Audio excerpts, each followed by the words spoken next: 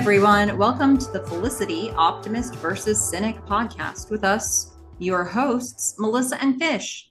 This is a Felicity rewatch podcast. We'll watch an episode each week and join you here to talk all about it. Just one more reminder, like we always give, this isn't a spoiler-free podcast. So chances are we might say something that will come up in a future episode of Felicity, but if that doesn't bother you, stick around. It's a fun podcast to listen in on. So I am Melissa, and I'm here with my wonderful co-host, Fish. Fish, how are you doing today? It will come as no surprise. I am tired. I'm not just a little sleepy, I'm super sleepy. So I was up pretty late last night. My little brother had his second baby, he and his wife, and unfortunately, he had a boy. That's not the unfortunate part. But the baby wasn't doing so well. So sending lots of prayers and energy and all kinds of stuff. And he's out of the NICU now, and we're just so happy to be getting pictures of him.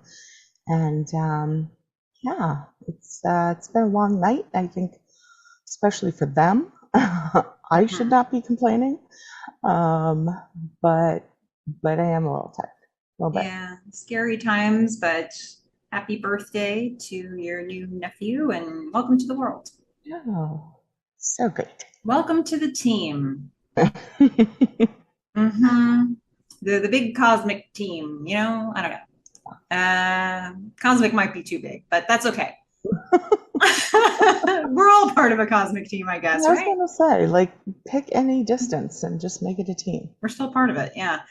Okay, well, what are we talking about today, you might wonder? We are going to be talking about season 2, episode 5 of the show Felicity, and this one is called Crash. Yeah. It originally aired on October 24th, 1999. It sounded like you had something to say there about that title. I was just trying to remember what my guess was. I don't remember. You were guessing about Maggie and Ben. I think a lot of it stemmed from Maggie and Ben, and that Felicity kind of crashes into them,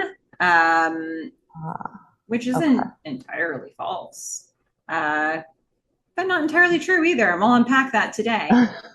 Yeah. Right. Yeah. So this one originally aired October 24th, 1999. It was written by, I never know how to say his name, Josh Reams. I don't know. It's one of those. Directed by Robert M. Williams. And here's what the episode description was. When Julie suggests that dating B-list people is a good way to get over her breakup with Ben, Felicity agrees to Professor Sherman's request to try dating her son, David, played by Henri Lubati. Meanwhile, Ben and Maggie shift to a more intimate relationship despite her concerns over their age gap, and Noel and Elena become obsessed with a video game. Okay, that does in fact describe the plot lines. So, Fish, where do you want to start? What do you want to kick off with here? Well, let's just start with kind of the boring stuff, and then we can move on. So stick with us, guys. Yeah, we'll start there. So okay. Well, what do you think that stuff is? I think it's the whole episode. No.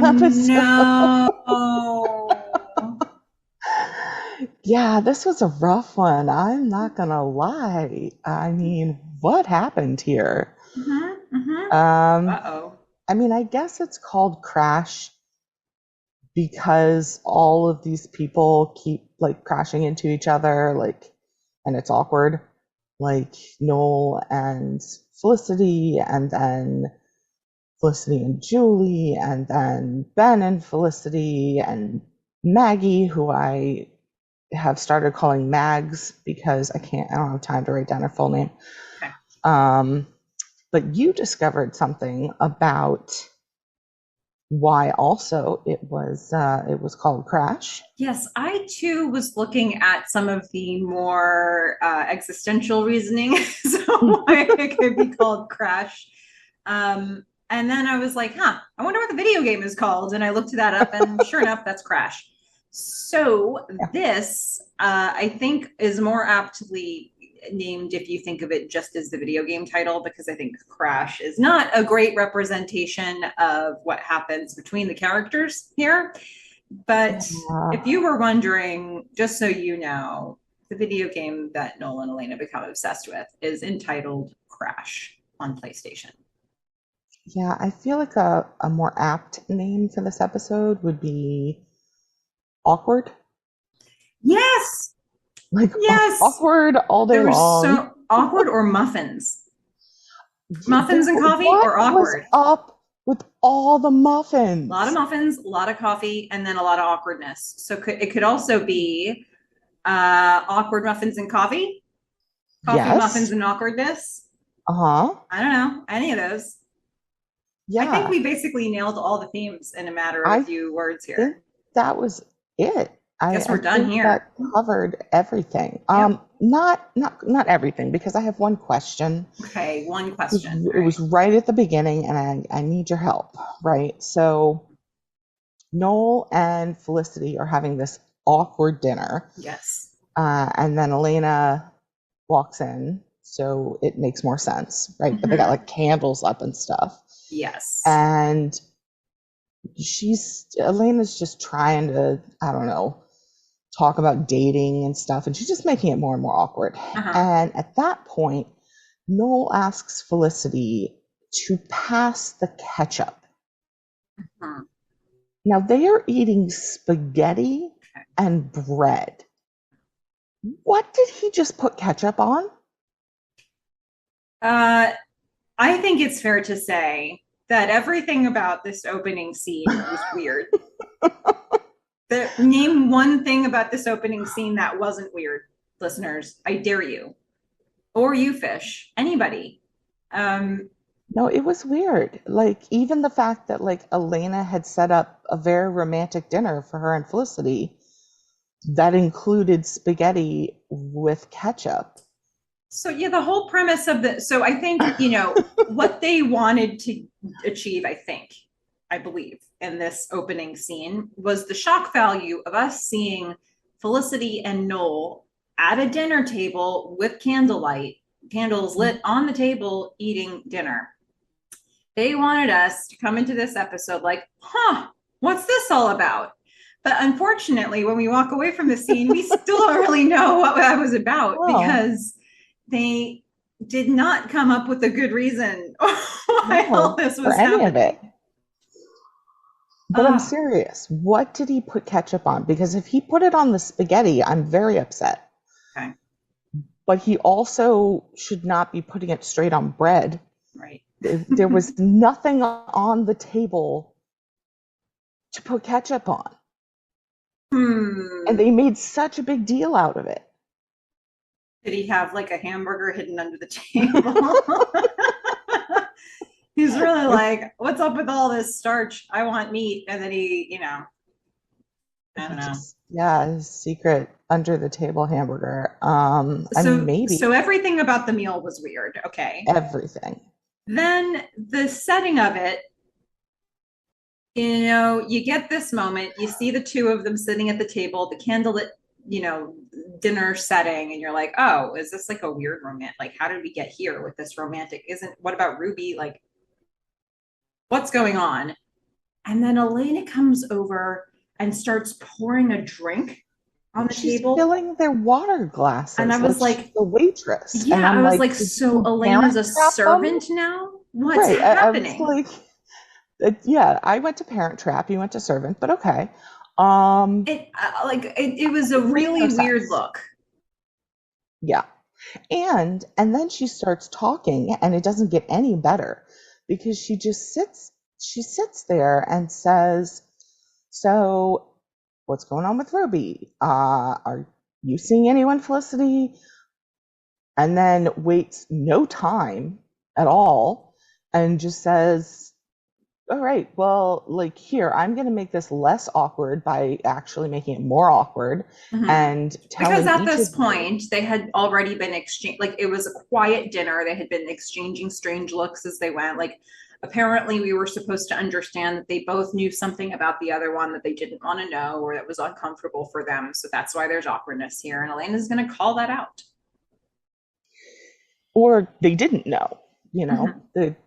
and Elena's just like, you know, Ruby said you're hot, Noel. Felicity's freaking out, and Noel's obsessing over the next guy you're going to date. You guys can be awkward all you want. I'm out. So like, she doesn't even eat anything. She Yeah. walks into the room, Pours them a pours drink. water, Uh huh. and then leaves Huh. so that Noel can put his ketchup on his like secret under the table hamburger. Although I did notice he was eating the spaghetti, like Oh, really eating it, how about that?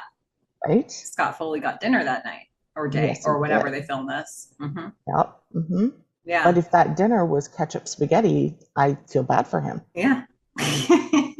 So very true. Now Elena gets up from the table with no particular reason why she was at it to begin with, or Yeah, no particular reason why she's she not at didn't. it now.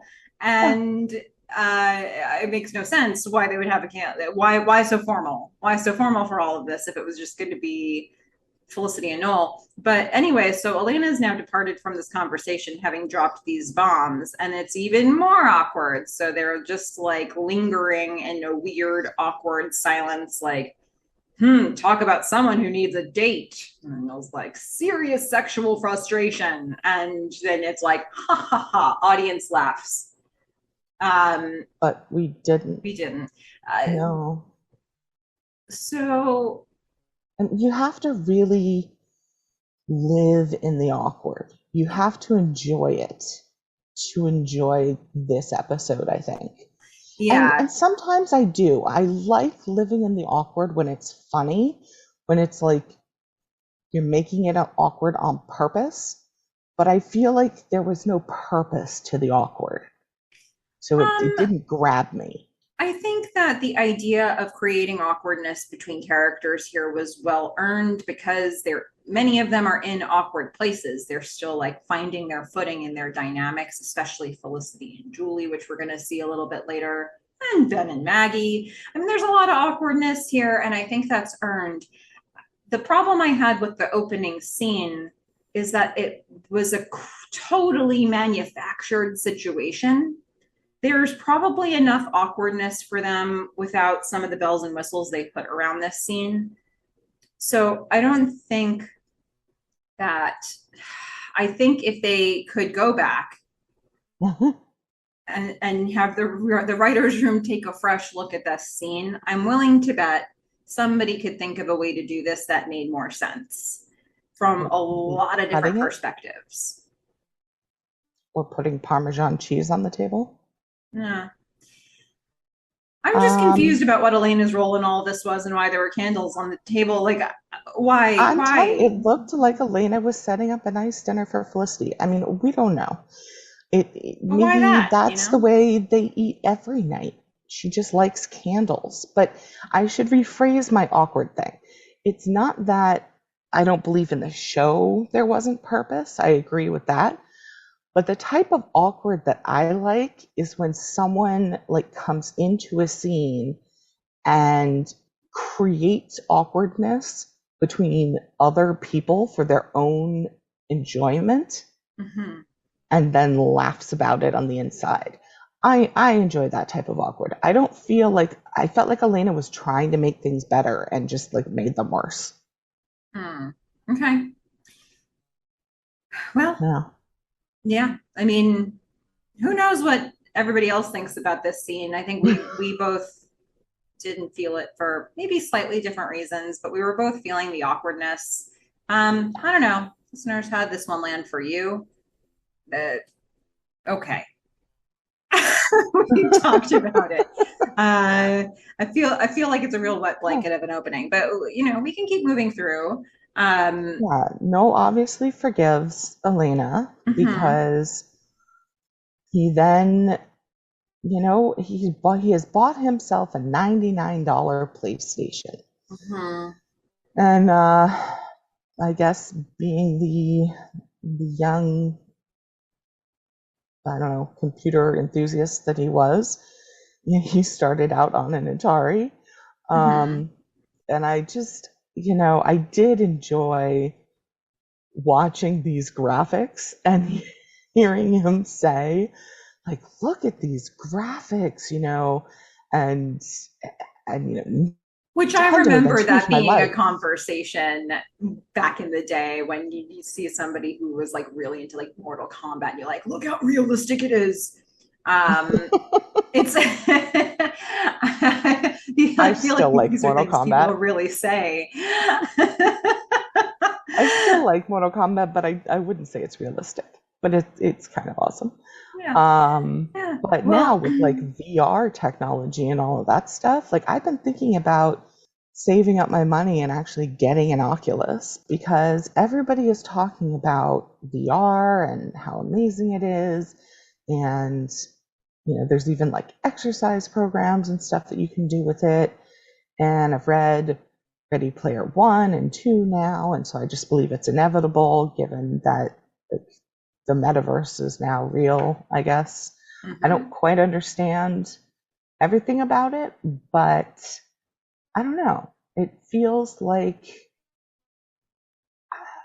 I don't know. I will probably get some other stuff first, like a new dishwasher. Mhm. But at some point in the future, I would like to save up enough money to get some sort of VR rig because I think it sounds cool. And if I don't like it, then it'll go back on eBay or something. Okay, fair enough.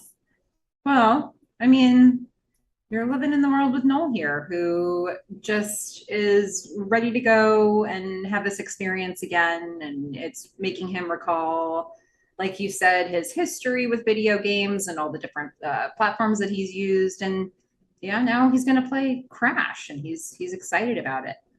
Yeah, I have never heard of Crash. I don't know. We weren't allowed to have video games, but I used to play some with like the kids next door and stuff when I was younger. Did you ever play video games?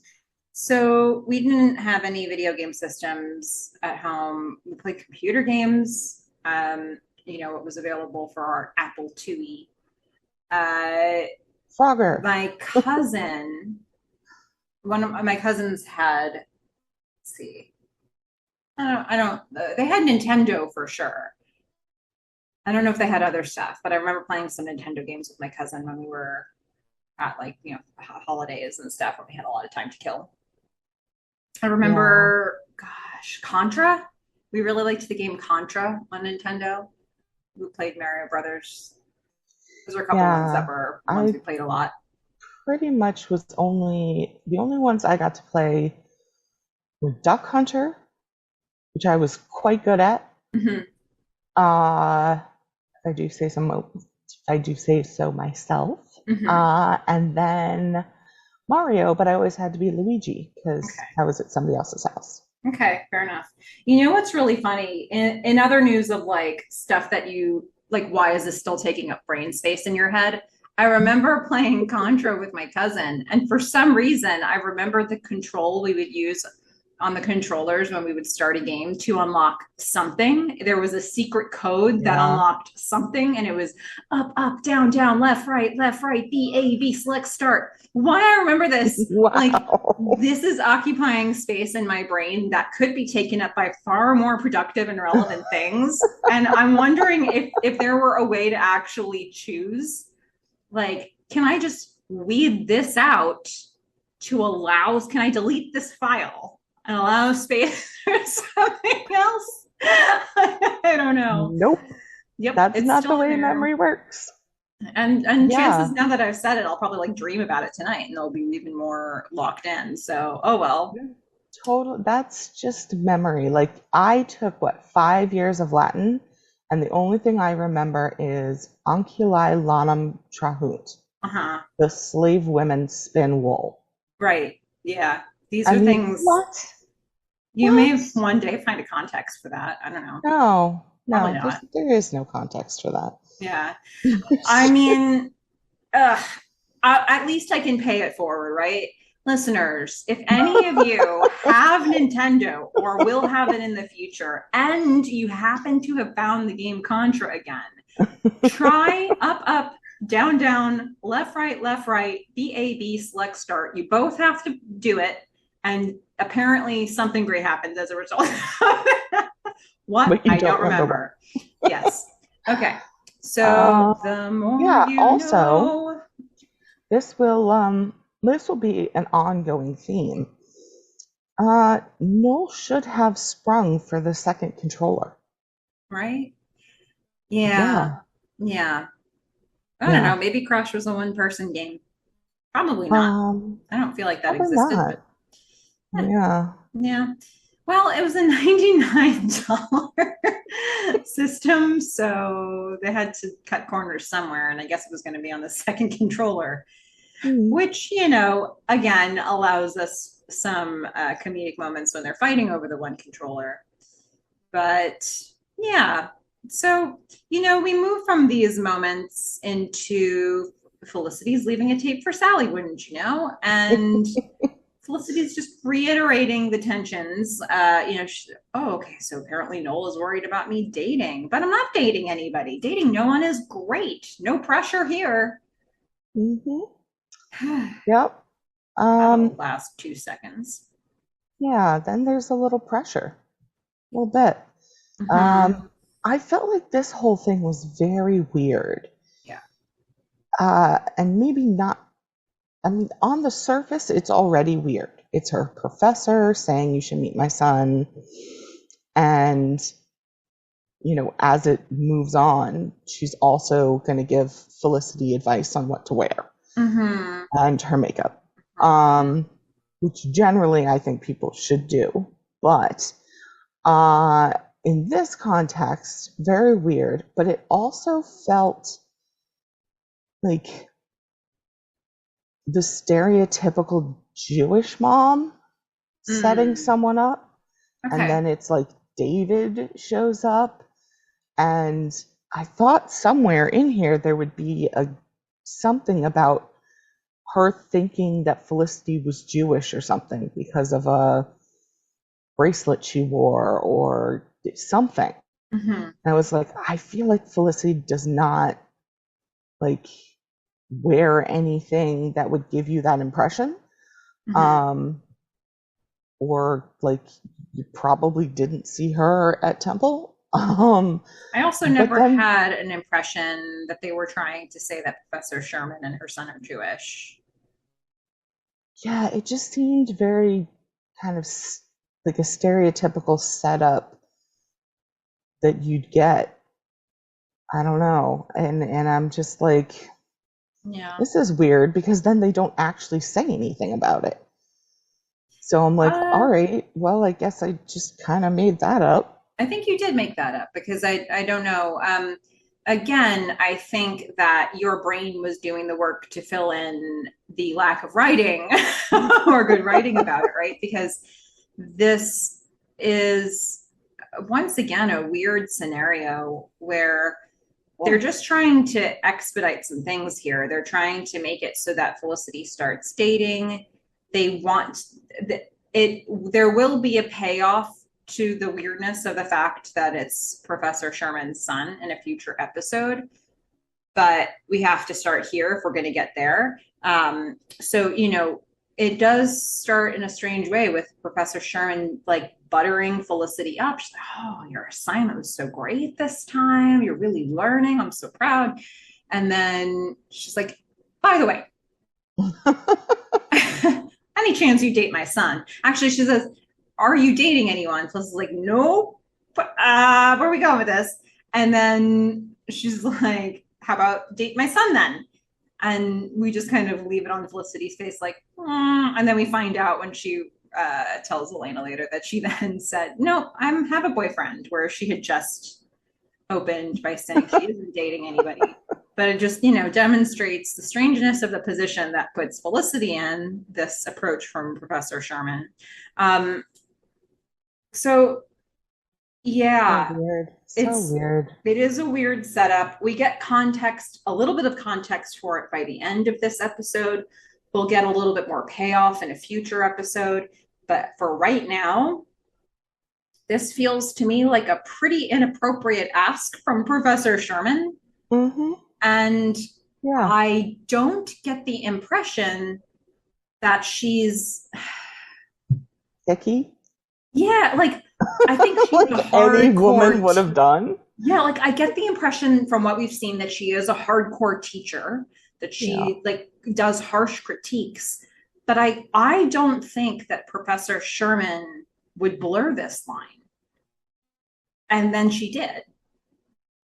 I mean, I guess I'm surprised by at least two of the professors here at this fake NYU school.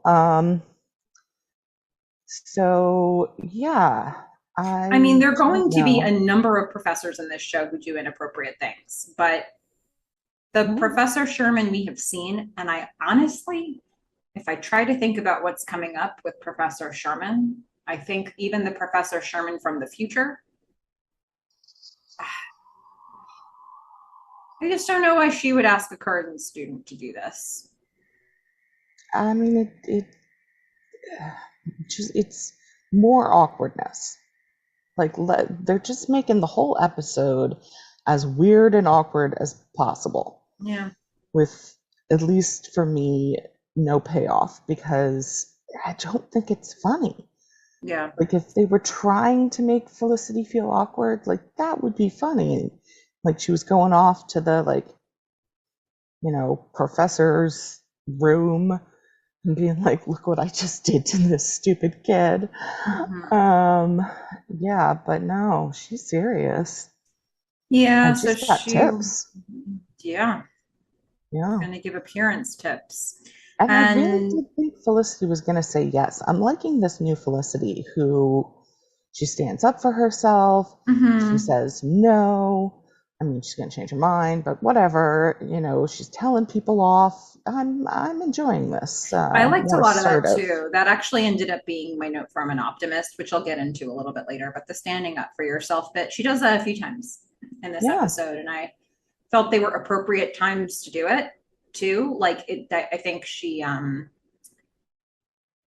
sure you'll have caveats about not doing it all the time, but I think that the times when she's doing it in this episode are really important and say something about her backbone. Um, One thing that I did think was a fun little, I don't know if fun's the right word, a cool moment to see reflected is that when Felicity is recapping this awkward moment with Professor Sherman to Elena, um, Elena's like, "Oh, so what did you do?" And it's like, "I declined." And so Elena's like, "Well, then what's the problem? She asked you, you declined." And then Felicity makes it a point to say, "Yeah, but she's like, she did get like, she's treating me differently. She gave me a better grade." And this is the kind of thing that would perk Elena's ears up, right? Because McGrath gave her a better grade. And Yeah. Felicity still And doesn't know about that. So, yeah, I thought they were going to get into it here. I mean, all she did was ask, all Elena did was ask, did you get a grade you didn't deserve? And, Felicity doesn't know, right? Because Elena actually got to see that there was a change. But Felicity, Felicity doesn't even know they had an affair. well, no, but Felicity doesn't know for her own piece from Professor Sherman Oh, yeah. that, like, it could have just been an A. I mean, I've seen her drawing so far, and I doubt it, but I thought could have her eye been. was very good. Um, I mean, it I was think this better is than her another hands. assignment past that, at least. So I don't know. I mean, There were a couple of funny things in this. I did think Elena was going to say something, but then she just didn't. So well, I think there. I do like that they did that because it's one of those things that we, as the audience, if you've been paying attention and you've been tracking who knows what about whom, it is sort of like, ooh, is this the moment where there's going to be a heartfelt revelation? And it's not, and they're holding on to it. And so it's one of those things that seems like the writers, there are different writers for different episodes or different head writers and, people who are working on each episode. And it looks like they're going to keep kicking this can down the road. Okay. I mean, as long as it happens, and they just don't keep doing this. But yeah, if they want to bring it up, They will have, this won't be a secret forever. And I think I like the way that it comes out, but it's going to be a while. yeah, I'm okay with that. Um, I also enjoyed a little bit the rest of the scene. There's a couple of things going on. Um, Elena's assertion that it's not that weird. Old people just like to fix up young people. Hasn't been my experience. It hasn't been my experience either, but I don't think I have like a neon sign on my forehead that says "fix me up" with other people. Yeah. Well, I put a pretty firm line down. I think I was in maybe 10th grade. And oh my gosh, I'm so glad that I like put this boundary down at that point in time. And maybe I was in 9th grade. I don't remember. But there was a dance, and my mother took a picture of me. Like she already had a picture framed, and she put the whole frame in her purse. mhm. She went to my brother's Boy Scout troop, Oh boy. and she showed the older guys my picture and was like trying to get me a date when I already had one. Mhm. And the really bad thing was that I actually worked with one of these guys, Mhm. and I didn't know like that there was any kind of connection. And so he comes back to me at work and is like, Uh, oh my God, I was so embarrassed. yeah. I wonder why that seemed like a good idea, but I I don't digress. know. I don't know. Yeah, I'd say delicacy is a virtue in these situations. But I think hey, just stay out of other people's business. yeah, yeah. But so now, we've got this conversation going of this offer was put out there, Felicity declined it. It's becoming a point of discussion. And then Julie's now going to get in on this point of discussion because we have yet another Felicity Elena scene where they're now at Epstein bar. For some reason, Elena keeps getting up from meals. Um, Yeah. It's she is like running from the awkward because they were having a conversation about another conversation that was awkward, and then Julie walks in the door it's like, oh, and this is even more awkward. she Yeah. joins in and is like just spread the awkward around, and Elena's like, see ya. Yeah, and Julie's trying to catch up on what awkward thing is happening du jour, and it is a conversation about blind dates, and it's like, who's going on a blind date? And Felicity is like, nobody. And then Elena catches her up, and she's like, yeah, Felicity's professor trying to fix her up with her son. It's just like, oh, Elena says bye, and I don't understand what they were doing with Elena in this episode. I Tangi feel Miller like must have been shaking her head like, well, why? this is Why what don't I you want think. me in these scenes? I feel like this is part of the whole crash thing, right? Like, it's not a good metaphor, but it's like you're bringing all the people together. No, And I feel like she exits so as that they soon as can, they, yeah. yeah, so they can like fix things. Yeah. But really, she just leaves them in the awkward. Yeah, I I don't know. I think that's a great way to logic your way through bad writing. Mm, Um, because I don't know. Why did they do this? yeah. But okay, so now Julie and Felicity are at this table together, and it is once again, what is it, Fish? It's awkward. Yeah, it's awkward. And But so, but there are now muffins. yeah, yeah.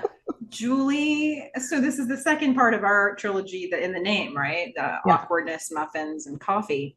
Mhm. Well, we're going to see muffins come up for the first time. And Julie breaks an awkward silence by saying, I've got muffins Yeah, which is not at all awkward. to Bringing your own bring food to to a Epstein restaurant. Barr. Yeah. Yes. So they're now going to eat muffins that are in a very small paper bag Very. and have breakfast together. And did we ever see the muffins? I think we do. I think we see Julie take one out of the bag and hand it to Felicity. Okay. I don't think we see anything else. Okay. But I doubt Felicity eats it because, as you've pointed out many times, Carrie Russell is a master at not eating things. Yeah. So Julie's going to get into this conversation once, muffins are, I guess, distributed. She says, you know what, I like Also, blind dates. And but why does she have more than one muffin? yeah, in case when she went to Epstein Bar, there were other patrons who were hungry and didn't want to eat the Epstein Bar food. Yeah. Hmm. Anyway, nothing surprised me about the next thing that Julie said that you're just started talking about. Sorry. Yeah, she likes blind dates. She's like, don't get braced. There's, good chance to practice the dating muscle, strengthen the Yeah. dating muscle. Um, Blind and dates, any dates, yeah, she just likes dates. men. She's into dating. I mean, she's very social and Yeah. she's very pretty. And she's mostly, as we have heard in the last episode, she spent most of her life dating guys and not having friends. And I think that it's kind of interesting to think about the different styles here between these two women because Julie is basically saying dates aren't a big deal. Yeah. And for Felicity, dates are a huge deal. She hasn't dated much. And so she's putting a lot of, I don't know, pressure or emphasis on any given date. And this is Julie coming in and saying, well, try looking at it from this other angle. It's just a date. It's like it's not, it's nothing serious. I know you're a serious person, but it doesn't have like that's the idea of a date. It's not serious. So like you can just sort of play in this arena. And that's kind of the gist I'm getting from her. And it is a new philosophy for Felicity to unpack. Yeah. I mean, she pretty much has dated Noel and Ben, I guess. So, Yeah. I mean, it comes back to Eli, that was meh, not dating. not really. Like we Not could dating. throw a third person in there in Eli if we wanted to, but she's been pretty serious, and Yeah, and that this comes back to the whole theory that I have of like you don't shit where you eat. Like if you don't want like a really serious relationship, if you're just sort of hanging out and whatever, like pick someone you don't have to see every day, mm-hmm, right? Who isn't integral to your group of friends. mm-hmm. So I guess, I mean, I feel like Professor Sherman is someone who's going to be in her life. Maybe not the best idea to go out with her son. Yeah, I mean, on the other hand, Professor Sherman is temporarily in her life. This class is going to end, probably not, we're a few episodes here. We're 5 episodes into this first season. So in theory, they're getting pretty far into a semester. I don't know how long she'd have Professor Sherman as a professor, but that is finite. I don't totally agree with the philosophy that you have of like, I think that if you establish a really good connection with somebody who is in a friend group, then okay. I'm not going to say don't do that because where are you supposed to meet people? Like the people that you're close with, there might be a reason for that. So I can appreciate the awkwardness of a breakup, but I've also seen it work. Yeah, but if you want a serious relationship, Like Hmm. she dated Noel, she dated Ben. Hmm. But if you just want to flex your dating muscles with the Yeah. B-list people, Yeah. like pick people outside, people that you never have to see again. Yeah. And that's Um, an idea that Julie is really pushing in this episode. She gives us a term for it, like you said, B-list people. And I think that's a response to Felicity saying, I honestly just don't think I'm ready. I don't think I'm in the right frame of mind for dating. And this is where Julie's like, but again, dating doesn't have to be serious. You just need to date B-list people, guys that you wouldn't otherwise date. But when you're not in the right frame of mind, this is exactly the time to do it. And it's just kind of helping you get out there and recover. That's how she looks at it. And it's not how Felicity looks at it, but it is introducing this philosophy to Felicity. yeah, I mean, it's the whole idea behind, right? Rebound, like first pancake, like B-list people. There's all kinds of terms people use for it, but it's the rebound person or Yeah. people. Yeah. Um, And then but she leaves us in that awkwardness again, where she's like, yeah, that's what Julia says. Yeah, that's B-list people. That's what I did after my Ben breakup. And you're just sitting there like, oh, we went there. Oh, Yep, had to do it. yeah. But I also wanted to say, just in this scene, it just hit me. I really like both of their earrings.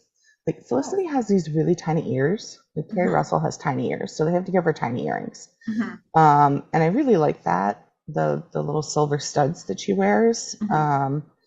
And then Julie had on these really interesting, like ceramic, they almost looked like white ceramic pots that were, Like polymer clay or something. yeah, that had very detailed painting on them. Whoa.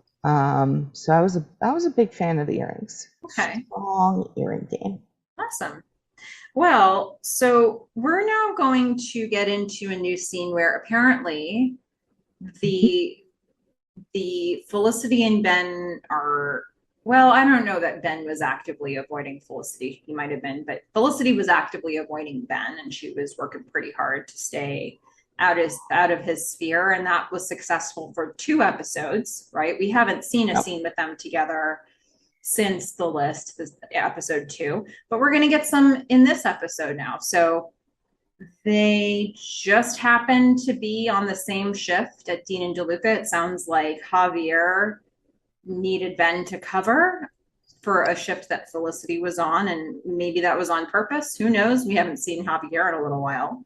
Um, wouldn't wouldn't be a far cry to think he could be trying to do something like that, but it also could just be he needed coverage. And so Felicity and Ben are now on a shift together at Dean and Deluca, carrying a big sack together. Yeah. So when they first panned onto the sack, Uh-huh. don't tell me, like, I don't know why I thought this, but it wasn't clear that it was a sack because you couldn't see anyone actually dragging it or anything. It was a weird angle. And I thought it was just like some guy's back who had a bunch of tattoos. Oh. And to go from that to it being a sack and Felicity's trying to drag her along the floor took me a second. Hmm. Like she had maybe murdered a guy in the stock room and she was dragging him into the front. No, it just looked like a guy sort of walking from like a weird angle and it was his Oh. back. And then because it was really down close to the sack, and then they pan up and it's like, oh, okay, I gotta change what I'm thinking now. Huh. It's really Yeah. odd. I wasn't on that same ride that you were on. So it's an Yeah, interesting yeah, experience what you had. we did. Yeah. But yeah, so Felicity is trying to carry the sack alone, bring it back to the front, and it's going to be a struggle. And we see Ben appear, and he helps her with it, and we get the lowdown of why they're now on the same shift. And Maggie shows up, Uh-huh. Yeah. and Felicity's like, "Yeah, I'll be with you in a minute." And Maggie's like, "No, no, no, I want him." Well, she doesn't Yeah. say it like that, but Felicity immediately is like, "What's this?" Yeah.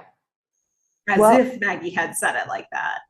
and there were a couple of things about this that I did kind of enjoy. So first of all, Ben is starting to cross into like Ben is to wait. Well, Ben is to I don't know if you can really call him a waiter. What is he? A barista? Hmm. Ben is to baristas as Noel is to RAs. I mean, Oh, yeah. Maggie had to, I mean, her order was only two things. She wanted a muffin and she wanted coffee. And she had to say that like 6 times So that we know to muffins get and it. coffee are important in this episode. Very, they are very important. Hmm. But Ben cannot get his mind around these two items. And Hmm. and he keeps trying to change her mind. He's like, how Like, about a cappuccino? I make a really good cappuccino. She's like, Ben, I know what I like. yeah, she is a And mature woman. She knows what she wants. yeah, she wants him, Oh, coffee, and muffins. yeah, that's Most it. importantly, him. Right. Yeah. The coffee and muffins are a side note, but don't give her cappuccino. Yeah, she I have to say it. She is not bluffing with her muffin. She is making homemade muffins Hmm. that Yeah, don't she exist. she invites him. She's like, "How about you try my muffins?" Yeah. And It's like, but actually why she did you buy is, one from me if you just made a bunch? I don't know. yeah, I'm gonna have Muffins. to like redo that because she actually is bluffing with her muffin. Hmm. 'Cause there are no muffins. We think there are muffins, That's why she homemade needs to buy muffins. one now. Yeah. So that's just awkward. Yeah, She's just, her come on is a but little awkward. So we've but got I think Felicity it's there. pretty clear that it's all just a. It's actually I don't know if Ben knows or not, but she's I think being as Ben clear as she expected can be. muffins, I think he might have expected like muffins. plural, Yeah, plural muffins, not just the one, yeah. plural. Well, there is something else she says here that I want to take special note of. He says when he first starts talking to her, he's like, "Oh yeah, I called you," and she's like, "My pager wasn't working." Hmm, Was it? was it Was it not not working? working? Yeah, Hmm. I just wanted to put that out there for you, fish, Yeah. for everybody. Well, I think we might come back to this later in the episode. I think I see where you're going with this, but Mm-hmm. if not, It's just a then little something they put in there that I'm like, yeah, hmm, it's worth yep. noting. Even though I'm not giving you context for it, but maybe it'll help you to imagine that I've highlighted that note. But yeah, now she's kind of getting on the front foot and she invites him to check out the muffins. So they make a plan to check out the muffins. Meanwhile, Felicity's giving them a little bit of side eye this whole time because it's all Hmm. within, I mean, they're right in front of her. Yeah. And I mean, I get that Maggie wanted Ben to wait on her, but I feel like Felicity would have made this happen like Mm-hmm. a lot faster. Mm-hmm. Felicity is Um, arguably the better worker in this situation. But yeah, again, she actually Maggie's, filled half the order. She yeah, got the coffee and just handed it handed it to to Ben. Ben. Yeah. Yeah.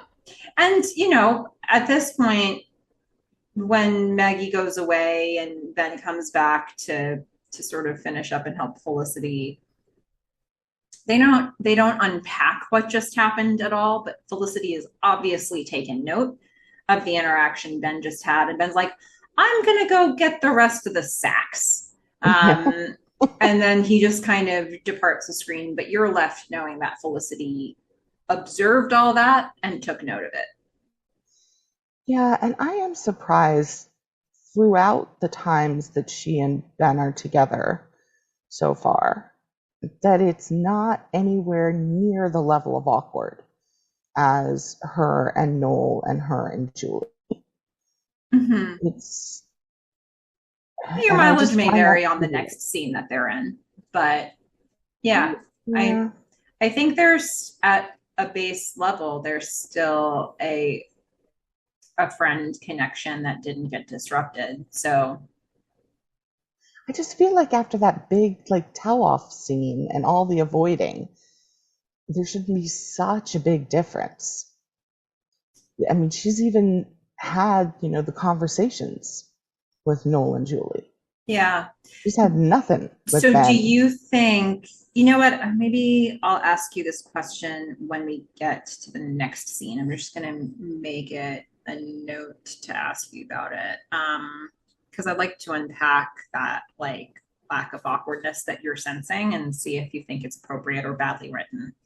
Um, but let's come back to that because I think the next scene that they're in, there's more, they do talk about their dating lives.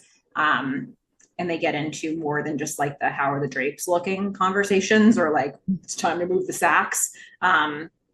But one thing that we do know coming out of this interaction is that it got Felicity thinking, like, okay, Noel's dating and Ben seems to be dating. Maybe I should be dating again. And she's saying this on a tape to Sally.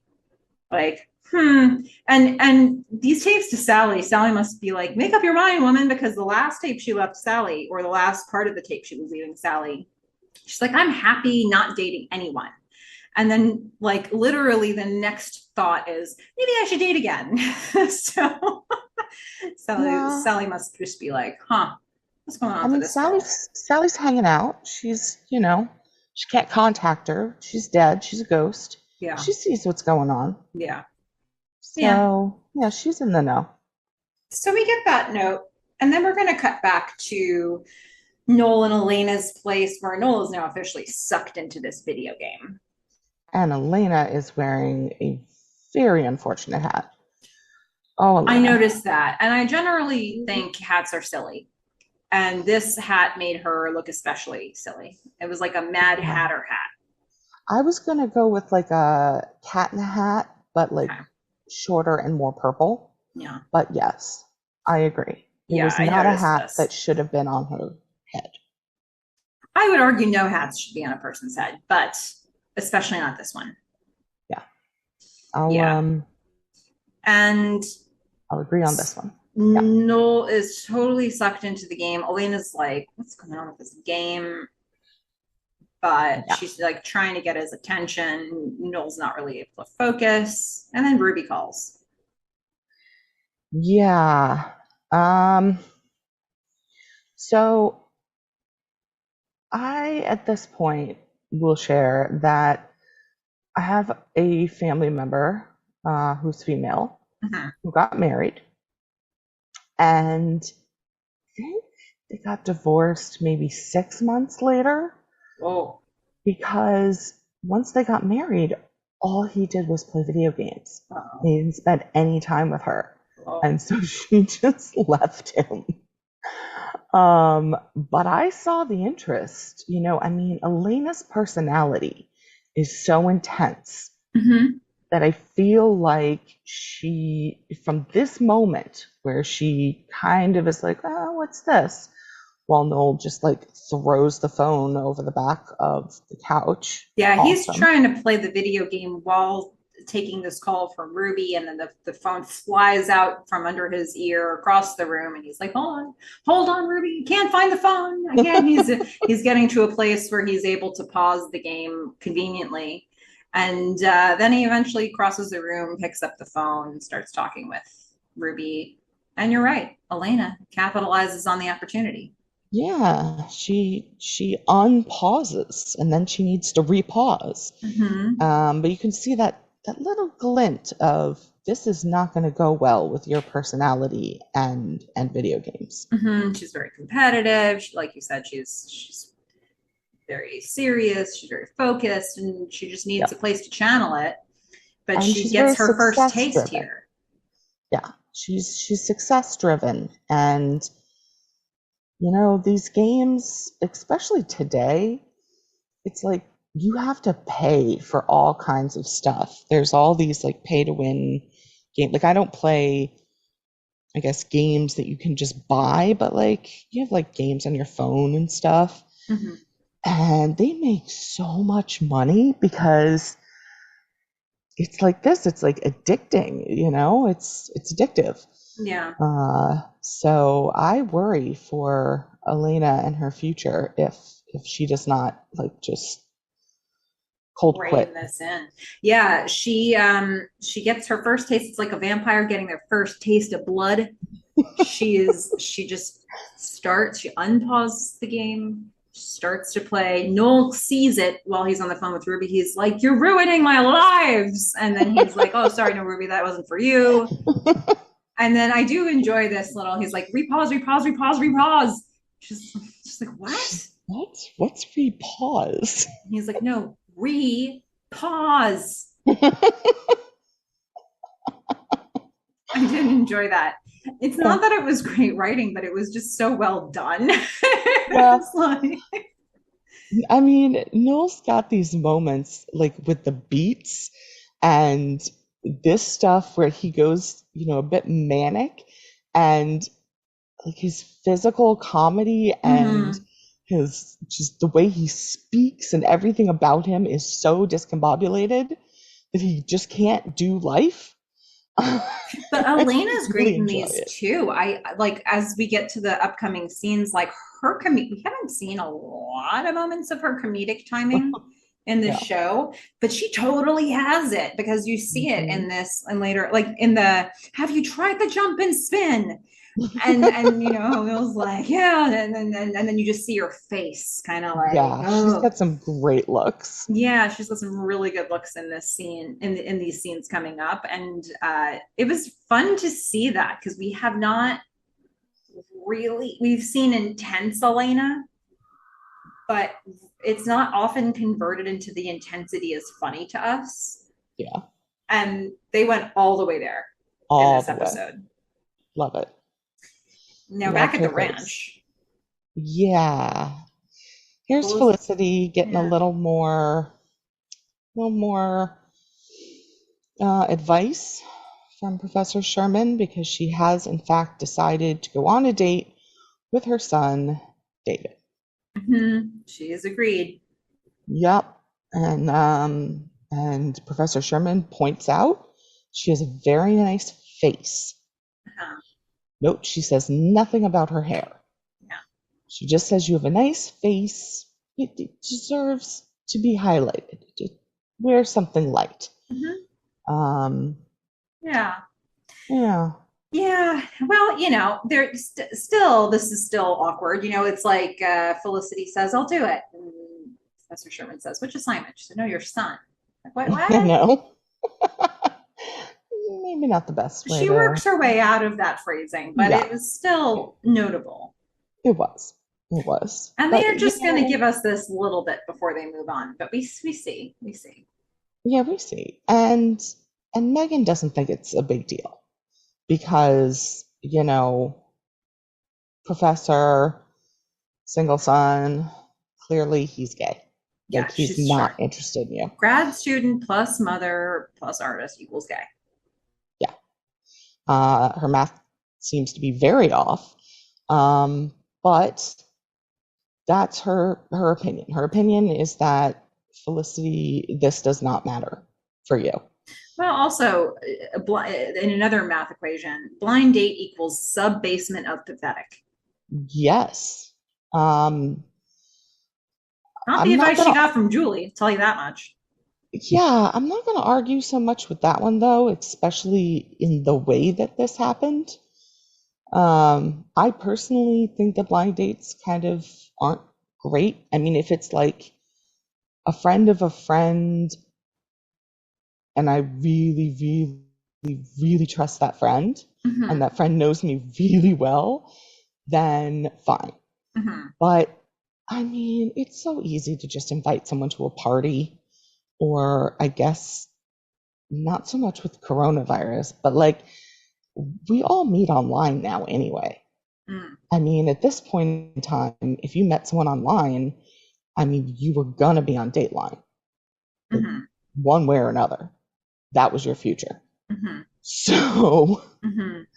everything has changed. Yeah, it's a But I different place. also very much enjoyed the character whose name I keep forgetting. Is it Carl. Clark? Carl. He called him Clark. Yeah, how did we get into this Oh, conversation between Megan and Felicity? Well, we start because Megan's got her own little project going here. Carl, the hypochondriac, is currently in the room with Felicity, and he's talking about how he thinks he has food poisoning and he feels sick all the time. And Felicity's like, "Man, I don't know what to do. I don't know what to tell you." And then Megan comes in and she's like, "You should just get a new fridge. Just get your own fridge, get your rich parents to buy you a fridge so that you can have your own fresh food." He's he's like, "My like, parents I aren't rich." don't have rich parents. Yeah. Yeah, she wants him to go out and buy his own fridge of independence. Yeah. Which Yeah, is a which she big talks him into statement. doing. Yeah. Yeah, But he's not going to become independent. that's not how it ends up. Yeah. No, this is I mean, this is what I would call a short con from Megan, because Mhm. it doesn't seem like it takes that long to go from talking him into buying it to To Megan, reappropriating it. yeah, stealing Yeah. it. Yeah. So short con, good job, Megan. You look fabulous and keep doing what you're doing. Yeah. And, once Carl vacates off on a mission to get his own fridge, Megan relays part of a message to Felicity. She's like, some guy named David called, and she's like, we're gonna meet at like this time, or like maybe 8 or like 8:30. And Felicity's like, what time and where? She's like, I don't know. It was on the message. And Felicity's like, oh, okay, I'll go listen to the message. Oh, I erased it sort of by accident. Not really. Yes, semi-accidentally. Yeah. Yeah. So now Megan thinks it's not a big deal because Felicity could just call the guy. But then Felicity's like, Well, I and don't now, know him. yeah, I mean, it's not also not a big deal because he's gay.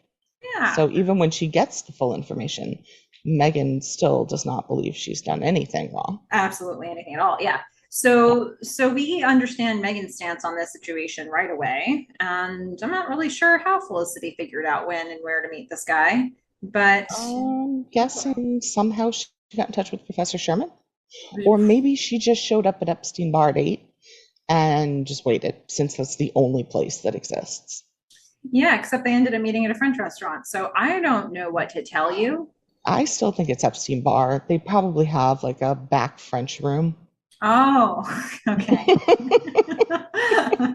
There's like you go through a set of beads, like a Yeah. beaded doorway, and then you get to Yeah. the French room, Uh-huh. um, where they just have like French music and crepes being made and Hmm. stuff. Okay. Well, back I to mean, another that's, ranch, Elena well, and Noel. yep. I mean, same old ranch, same old issue. Uh, Hmm. no, get another console. Just get another console. Yeah. Elena and Noel are coming back from somewhere at the same time, and they kind of side eye each other, and they're like looking at the game. They're like, do you want to go do something else? Do you want to do something else? And then they just race for the one console, and And Elena Elena gets it. wins. Yeah, Yeah. yeah, But what they were asking is, you need to pee? I mean, I feel like you should go to the bathroom, right? You should go pee. And no, not even like necessary bodily functions will remove them from this game. hmm, I don't understand why they left the apartment in the first place. hmm, yeah. Well, they probably won't from this point forward for quite some time. And There Elena it is. grabs that console, starts to play the game, and Noel realizes immediately, you're getting pretty good at this. You've been practicing. Uh-huh. Yep. Yep, she was practicing in Behind secret. his back. Mm-hmm. That's While very probably getting paid for it. lines up very well for me with what I think Elena would do, that she was Mhm. practicing behind his back. But she's struggling Yep. on a certain part that Noel struggles with too, and they realize that they're going to have to work together if they want to advance in the game. Or, say it with me, folks, Noel could buy another console. Yeah, yeah. But for now, that means sharing, and Noel's just going to take the console away from her. Yeah, he does win that round. Yeah, he wins that I'll round. give that to him. Hmm. He's like, oh, take turns? Yeah, great idea. Mine. But in people who aren't winning, we're back at the restaurant. We're Oh, now I at the just like restaurant. this. I just like this so much. I don't think you were Um, meant to like it. well, just this line. Okay. Felicity is like going on the date. I hope I look pretty enough. Oh, yeah, yeah, yeah. Oh, gag me with a fork. Sorry, Yeah. Melissa. Yeah. I just don't. I mean, really, really. Yeah. I also was like, I don't think we really needed that. I mean, the I don't know. Especially after the pressure that Professor Sherman put on her to look pretty. Maybe it was planted in her mind, but I don't think we needed any of that. Um, Especially since she's Carrie Russell and she's freaking gorgeous. yeah, So all the time. you look pretty enough. There's no time Yes. when you don't look pretty enough. Yeah, the They answer is put you always in yes. the most incredibly ugly clothes, and I'm sorry, a pretty terrible haircut, and you're still gorgeous. So, like, Yeah. kind of shut up. Yeah. So she's now going to meet David at the restaurant. And from the get go, you can see that this is headed for disaster. Yeah, he does not come off in any way flamboyant, although he is hot, I will say. David's Mhm. hot. I wrote David's hot and dismissive in the next Dismissive line, all the way. like fully. He's just not into being there. I feel like he needed the boundaries that Felicity's becoming good at setting in this episode, but he probably at some point Well, needed to be like, "Mom, stay out of this." But he didn't. So now he's going to show up at this restaurant and he's going to try to purposely tank it because he does not want to be there. So it opens up. They greet each other hello. They've never met before, and Felicity says something to him, and he's like, "Well, I guess let's go get a table," and then just and walks just off walks by her. without her Yeah. and He's just like, leaves her standing there like, oh, this is a bad start. yeah, this is not looking good for Felicity. And we don't need to see what happens immediately after this. They're going to give us a couple other scenes and then we're going to cut back to what it looks like at that table, but you know how it's going to go Yeah. from this I mean, moment. that was enough. Ugh. Yeah. He, as an actor, I don't know if his name is pronounced Henri Lubadi or Henry. He had a moment to give us an impression of what he was trying to do here, and he did it very effectively, I think. So Huh? I feel like it landed the way that it needed to. Yeah. Short scene. We got everything we needed. This episode had a lot of short scenes. Yes. A lot All of money. like quick pace between like giving us a moment, then moving us to another scene, giving us another moment, and they're going to And keep doing that.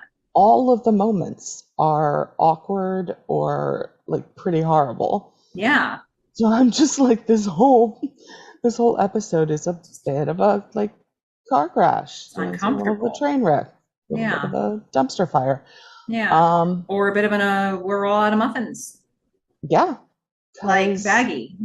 yeah, in the next scene, Ben has come all the way to her catering place Looking for and muffins that he was promised muffins. he was promised muffins and she's out. Nope. She just Ooh, doesn't muffins. have any. So she says, try this tart instead. Mhm. Apple tart. Yeah. And She he doesn't want an apple tart. He wants came for the muffins. muffins. Yeah. He's like, oh, so that was just like a little trick. She's like, well, you could try an apple tart instead. Yeah. And I wrote down boobs, exclamation point. Yeah. Because, well, you all saw them. Yeah. Damn. Yeah, they were front and center. Yeah, I don't know that he really does care that much about the muffins. He might not, but what he's going to get instead is what I wrote in my notes as seductive apple tart tasting. which is basically she feeds him one little nibble of it, and then which they he get didn't want. real close, like they're gonna kiss, and she gets a phone call. Catering's important. I mean, she's a career-driven woman with giant boobs. Okay. Just Okay. really, unfortunately, out there. Yeah. Yeah, Well, she needs a thicker sweater. yeah. But there we have it. That's what we know about Maggie. She is going to be pulled away by a catering crisis. Yeah, So she's pulled can't do away. this thing with the muffins and the tarts. Let's maybe do dinner tomorrow No. instead. And to me, this whole scene, I didn't like that she was like, try this tart. And he's like, no, thanks. And she's like, no, you have to try it. Because it's starting to feel like she's trying to change him, Hmm. which sounds a little familiar, doesn't it? Hmm. So I don't know that this has that long of a run time on it. I mean, I'm seeing some pretty big red flags Yeah, and we're going to already. get more red flags later. They're giving us a lot of red flags in this episode. Yeah. And I don't even know he she's his rebound too. She's basically his B-list person, even though it's never really called that. And I don't know that he's looking at it that way. But you and I can both tell Maggie is not a forever person in this series. Like she's not going to be all the way to the end of season 4. And he may or may not he may or may not be thinking about her in those terms. Yeah, But which is weird because he didn't want a serious relationship. And what she is giving him is a very not serious, maybe not even relationship. mhm, So I don't understand why he's getting his, tidy whities in a bunch. mhm. But again, we can come back to that. But on a on the level of like you get what you're looking for, maybe I he it's not like they kind of had this random meet cute, and it could have been anybody, right? But I also feel like if he's going to start pursuing something with anybody post Felicity, this is the least likely thing to work out, based on everything we're seeing from Maggie so far. um it's not like he's choosing to be with somebody in this moment who it would be more likely to work out with. He's going for it with Maggie, and red flags and all, and Yeah, but then maybe he gets part of him upset about is, it.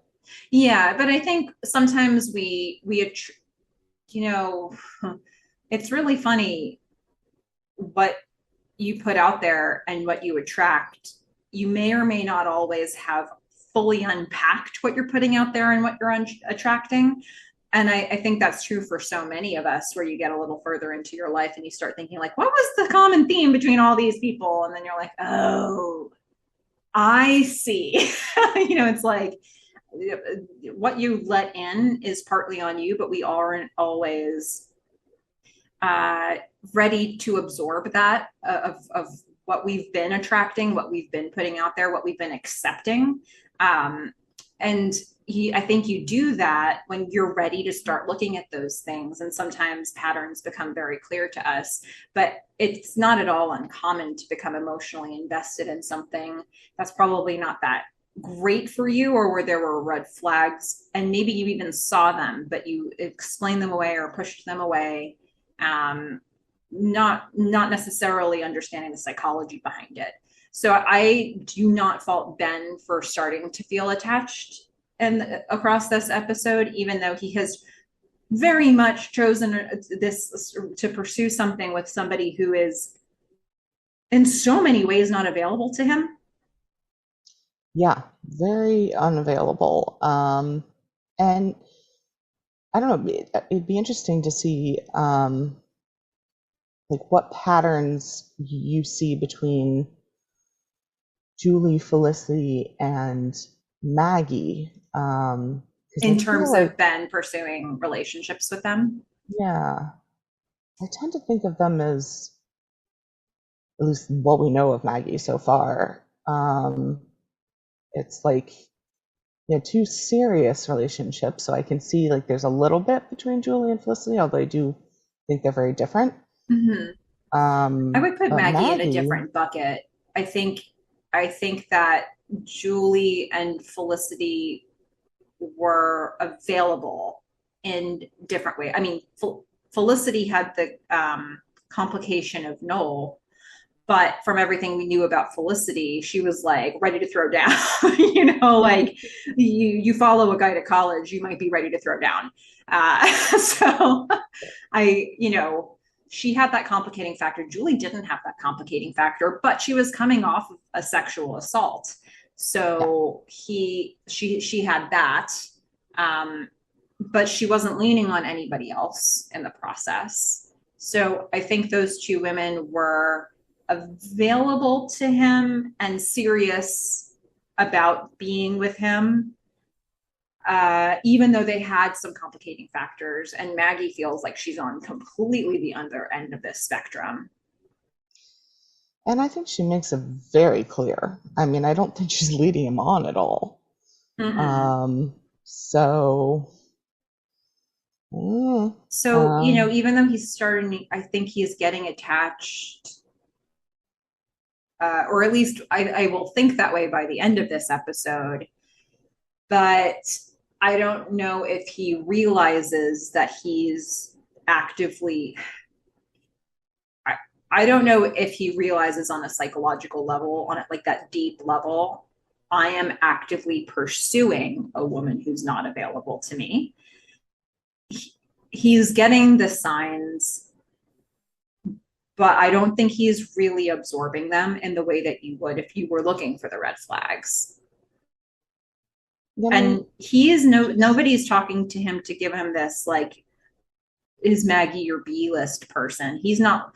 Felicity is approaching this thing with David like he might be my B list person. She's going in with that mindset. That is not something that Ben has been primed for here. But that's what he's getting, whether he likes it or not. And he's pursuing it. and and one might argue that at least on the first date, David isn't really even a B-list person. Yeah. I mean, we then cut to them back at the restaurant, and we find out he's a photographer, and that Mm-hmm. he's rude, and that it's Mm-hmm. pulling teeth to have a conversation with him, and he speaks French. Do you And think, that's it. based on everything we learn about his story by the end of this episode, do you think when he showed up at this restaurant that he was purposely trying to be different, like a difficult out of like spite, or he was just actively trying to be that way because his mom had fixed him up? Or do you think he was depressed and this is where he was at and Felicity sort of snaps him out of it at the end of this dinner? When he's speaking French, he's kind of getting a little flirty with the waitress. Mm-hmm. So I feel like he's just trying to sabotage the date. He's trying to Okay. be as rude as possible to Felicity because he doesn't want to start anything. Mm-hmm. And he knows what he's doing because later on he says, I was so busy trying to sabotage this date. Yeah. So, I Okay. don't think he wanted to go out with anyone. I don't think he wants to go out with the waitress. But being He wants to flirty be with left alone. her, Yeah, yeah, it sabotages the date. right. Yeah, that makes sense. He's definitely, in the conversation, Felicity keeps asking him questions, which, were all opportunities for him to answer those questions and provide further information. And he kept giving her sort of just like, nope, like long one word answers, just kind of staring her down, like, just try to get me to say one more word in a sentence. Um, yeah, he's He's he's drinking a lot of not wine. playing ball here. Yeah, he's And like you said, the waitress comes up and she's asking if they need anything, and he, in French, not knowing that Felicity speaks French, aha. says, I want more wine. Like, give us enough wine until I disappear. It's like, whoa, dude, Which that's also big. was a weird and awkward thing to say. But Yeah. And the waitress is his like, man, I just What do you want?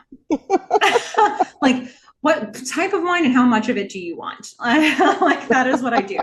I mean, I don't make people disappear, but like, what are the expectations for me as your server?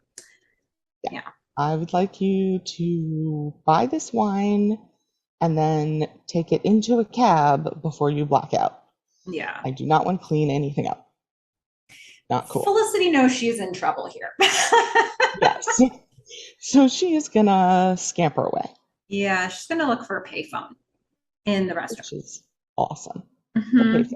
She will find one. Yep. And she tries calling Elena and Noel, but Elena and Noel are not available because they are in their apartment. They are indisposed. Yeah. I'd say they're screening their calls, but they don't even know that telephones exist. Yeah, they haven't even heard the phone ring because they're engrossed in their video game. Yeah. And now cut back to Felicity. She's like, well, that call was a bust. Let me try Julie. Which kind of, I don't know, maybe this brings us back to the maybe date that Felicity had with Noel in season 1, where Felicity called Julie from that restaurant as well. Mm-hmm. And in both situations, you know, Julie picked up and was there for her as a friend. And she kind of gave her the same advice. But with where Felicity was, she took it differently, right? Because in the maybe date, Julie's like, you can do whatever you want to do. And Felicity was like, well, okay, then I'm going to sit back down and tell them how I feel. And then that date spontaneously combusted anyway. But Felicity sat back down at that table, game to continue. And here, Julie's going to be like, you have permission to do whatever you want to do here. And Felicity goes back, doesn't even sit down. She just ends the date. Toot sweet. Nope. She has never been on a date this bad. Jamais. She says the whole thing in French. And David's like, oh, gulp. Yeah. Someday I do hope to do this. Like, I will listen in on other people's conversations when they're speaking French around me. Mm-hmm. But I have yet to hear anyone actually say anything about me or Americans. Okay. So, like, you know, I've got my little line prepared, but I've never had the opportunity. Okay. So sad. Well, I guess that's good news. And also sad. Yeah. But yeah, so Felicity just walks away from this dinner and leaves David at the table just thinking, oops. Yeah. Well, that happened. It's over at least. He can go drink the rest of his wine. Yeah, you can go get blackout now. Have fun. Yeah. But now we're going to go back to Elena and Noel because we're worried about them. They're still playing. They're in a sticky spot. Elena realizes, I have a cousin who could maybe help with this. But Felicity's going to stop by. And she's not a fan. She wants to be IRL. She you know, you can see that Elena and Noel have been sucked into the video game stupor. Mm-hmm. Right? There's one thing to focus on. All other things become not important. So, you know, this was a bad idea from the start with Elena.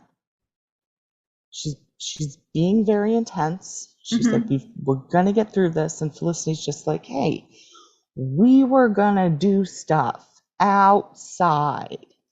Yeah. And no, they're not available. Neither one of them are going to be available. And similar to Felicity's date that she just came off of, she's getting one-word clip answers. Not even in response to the questions she's asking. She realizes they don't even see me in this room. They're just playing this video game. They are not people right now. They're not. They're video game zombies. That's it. That's all there is. So she's done getting ignored. She's going to leave this room too. Yeah. You know who she's going to go get advice from? Well, not intentionally, but the only person who's really listening at this point. But she goes back to her room, but I noticed unlike season one, she now has a computer. Cool. Exciting. Yeah, it's a big development for her, Yeah. which is unnecessary because now she's in a drawing class. Most Oh, of the work she's doing is with the sketch pad, but I appreciate the that's true. development here. Um, but Now, I yeah. just have to say, with this scene, I just wrote, yes, Megan. Big Mm-hmm. exclamation point. I am in love with her arm harnesses. I don't know Okay. what else to call them. I want them. I'm going to find some. I'm Okay. not going to look as awesome as she does in them, but that, I mean, and she's in there to accessorize. And Mm-hmm. she's already got like 4 necklaces on, and she adds another, just makes everything better.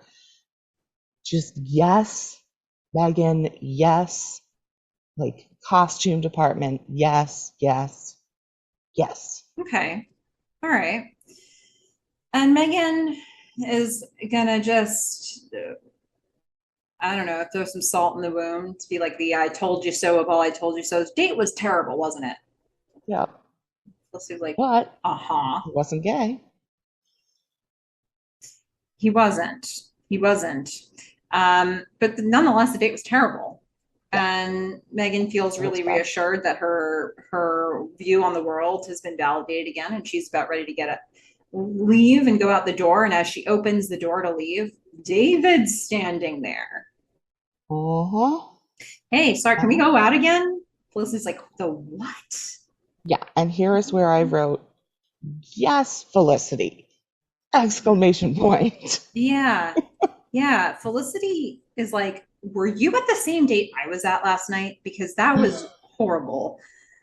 And but she doesn't just keep it general like that. She gets into it. She says, you were self-absorbed, bad-mannered, and bitter. The answer is obviously no. Holy moly. Yes, Felicity. Mm-hmm. And Megan just standing there loving everything that's happening. Like she's got this smile on her face and she's just like, I don't know what's happening, but it's amazing. You know what I liked too is that when David first gets to the door, he's like, can we talk alone? And Megan looks back at Felicity, and Felicity does not ask Megan to leave. And Nope. she is authorizing Megan to be there as a witness for all of this. And I kind of Not that feel Megan like, would leave. yeah, not that Megan would leave, but Felicity is not asking her to. Like, it's like this guy should leave, Yeah, you he shouldn't know? be there. Yeah. So I kind of liked that moment, even though it wasn't very overt. It wasn't called out in in this scene, and yet you can't help but notice it. And I feel like that was a nice little moment in Felicity and Megan's relationship. But now that Felicity has told David what she really thinks, David's going to try to put some context to his behavior because for some reason he decided to go back to her door and grovel and try again, you know? So her stating the obvious of how bad the date was, it's like, well, I'm going to shoot my shot here. And in the only way to do that is to try to put context to why I was the way that I was last night. And he tells us a story that is a whole spin-off story. You know, it's like, oh, David, man. Yeah, it's sad for him, and Felicity can, kind of feel this a little bit coming off of, her own things that she has done. Mm-hmm. And, so David and Jessica, I mean, they were together, and then they broke up, and it wasn't via text or anything, but it was because she was getting married to his best friend since age 6. Yeah, and he had been in Rough. France. Was he studying abroad? Was I he don't do? think they said. He's a grad student now. He was in France for some extended period of time. I presume for some sort of schoolwork, or I'm not sure. Some photographs. project. Yeah. And she was supposed to meet him, and Felicity's like, and she didn't. And he's like, no, she did. And she came saying, I'm engaged to your best friend. Um, and so, it's a story that hits Felicity, even though she just ripped him a new one. It's a story that gives her a pause. It doesn't change her tune in this conversation, but it gives her pause.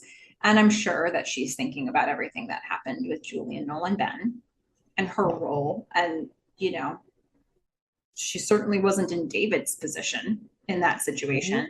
No, she was not. So yeah, like I said, it gave her pause.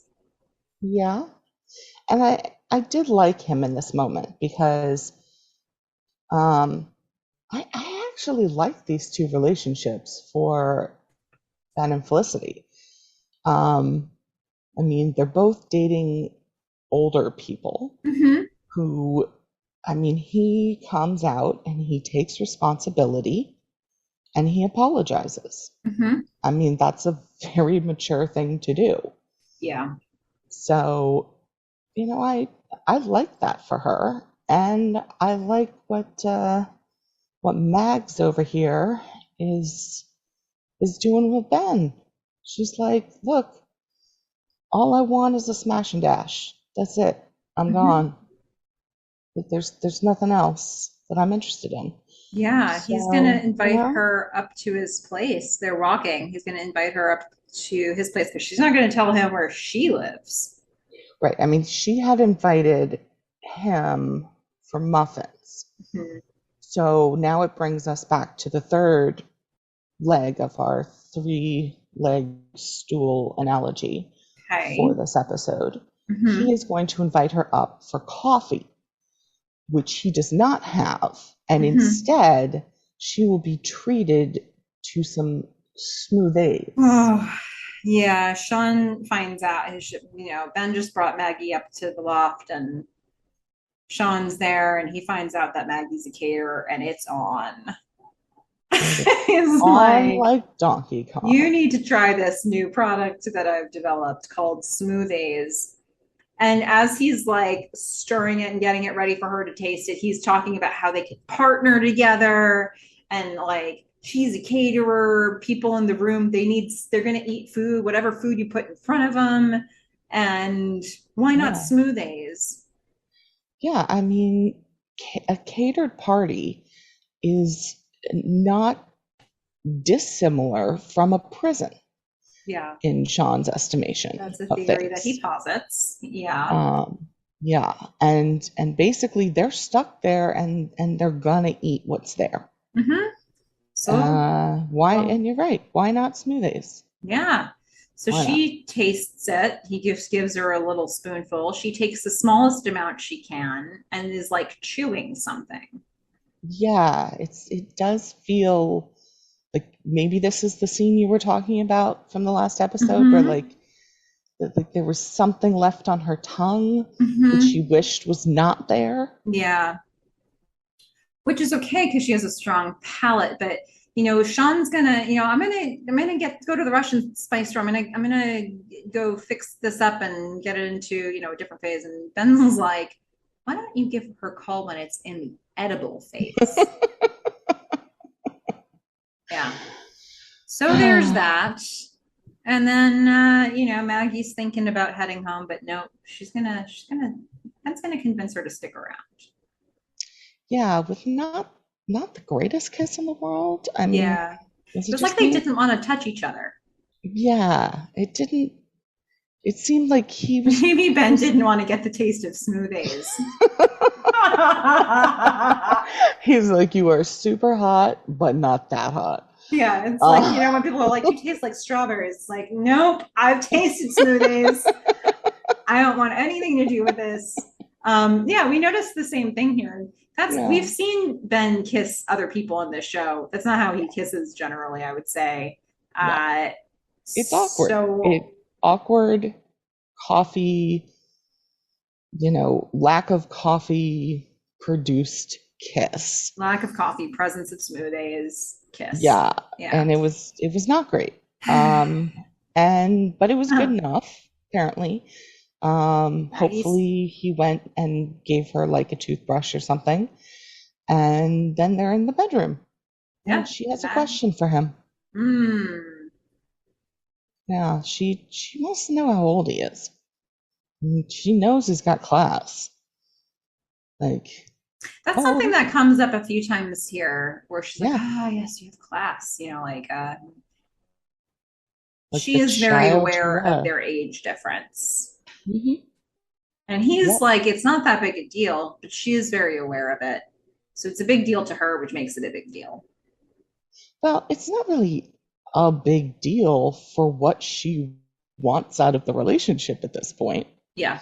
because I love how uh, they have sex Mm-hmm. one night. Mm-hmm. She gets up to leave and is like, "This is it." And he's like, "Whoa, whoa, whoa, wait, what? Well, what does that mean?" Well, it's one night and I'm now standing. Wait, Yeah. wait, wait, wait. I don't understand. I don't understand what's going on. What's happening? Explain this to me. Um, Yeah. She's like, nope, Bye. just can't do it anymore. Bye. Yeah. Um, and he looks a little deflated when Yeah. she is leaving. Well, it's like he's insulted by getting what he actually wants. You just had sex with no strings or commitments with a hot blonde. Like, Yeah. It's just oh, he poor doesn't, you. I don't know if he totally realizes. That's what I'm saying. Like, he hasn't really worked out his own psychology here. I don't know if he exactly realizes that's what he wants, but that's exactly the designer experience you're going to get from Maggie. Like, Yeah. if you're going after Maggie, this is what she brings to the table. And he's going after Maggie, but he is becoming more invested in this, not realizing that he's going after Maggie, who has only this to bring to the table. So he is Yeah. And surprised I in a way know, that we as the audience are not, because we see the red flags for what they are. yeah. And I mean, I don't think we say this anymore, but like, it's still true. Um, she is taking on like the masculine role, Mm. right? It's like, all right, like I'm done here. You've served your purpose. Uh, I'm gonna go. And I feel like, you know, it's like guys want that, but they want to be the one in control of like when you're gonna part, Mm-hmm. right? They want to be the one to kick you out Mm-hmm. instead of being left. They don't like being taken advantage of. Mm-hmm. They want to be the one taking advantage of someone. Yeah. And so it's like, dude, like your world is not crashing down around you right now. Yeah. Yeah. And, you know, this isn't the last time this isn't the end of the story. So, although Maggie's leaving this room and she's like, it's done. It's not really done. But that's the mindset that she's in, and Ben's confused about it. And um, there's a little bit more to unpack in this story, and we're just going to be along for that ride. And I'm happy to be because Mm-hmm. I like her Mm-hmm. as an actress, and I kind of like who she is in this. I mean, look, she knows what she likes. She's Even gonna though, go after it. yeah, I mean, I'll make a comment from a bit ahead from here, but there's a scene where after this where Ben comes back into the loft and Sean sees him and Sean says, your mother called. Ben's like, my mother called? And he's like, oh no, did I say your mother? I meant your lover. And It was he's pretty calling funny. out the age difference. And he also makes it a point because he's still giving Ben dating advice. And he's like, I think she's out of your league, man. I don't want you to get hurt. Ben's like, yeah, yeah, yeah. Yep.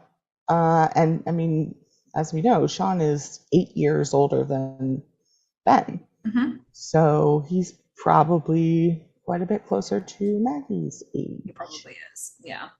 Yeah. And he knows what a big difference 8 years makes. Yeah. He's Sean's picking up some red flags here too. I don't know if Ben is still in a place where he wants dating advice from Sean after the last dating Was advice he he, received. I was gonna say, was he So, ever in a place where he wanted that advice? well, I do think when the breakup with Felicity was, or like when they were on the road to the breakup with Felicity, he was approaching Sean with questions and maybe not loving the answers he was being given, but was still approaching Sean, knowing that those were the answers he'd get. This is not a situation where he asked for this advice, um, but Sean is giving it nonetheless. Yes. Yes. So, meh. Let's go back to Carl. Yeah, poor Carl. Carl's bringing a fridge into Megan and Felicity's room. Yeah. Megan's talking about how this is where the repairman comes and you Mhm. can pick it up probably in a few weeks. Carl's like, a few weeks. And all we know is Carl got somebody, whether it was him or his not rich parents, to invest in a new fridge for him. And it doesn't seem to be working. And now Felicity's like, Megan, what's the deal with this fridge? What is it? There's something wrong with the fridge? Megan says, nope, nothing wrong with the fridge. It just wasn't on the right temperature. But I told him it was broken, so we both have a fridge. Yeah. So it's their fridge of independence. Again. Um, yeah. I just wrote down Megan Steele's fridge. Yeah, that's it. It was the greatest heist ever. Yep. Mm-hmm. Short con. Very short con, very effective. Yeah. Very Yeah. effective. Now they have one additional fridge in their room. Yeah, and it's not going to help Carl's not feeling great, and you know he'll find a way to keep complaining about his health somehow. I'm sure. Like, I don't understand how the fridge is going to help him anyway, considering his diet, pretty much exists of hair. Yeah, yeah, that Exists. might be his problem. Exists of hair. But Might hey, be. Yeah. Speaking of so hair, oh, um, so David and Felicity, um, he comes back with a flower and to some Dean and Deluca. cookies to Dean and Deluca, where Felicity is, Mm-hmm. to take another shot. And at this moment, I notice their haircuts are kind of similar. Oh, Yeah, I was like, huh, interesting.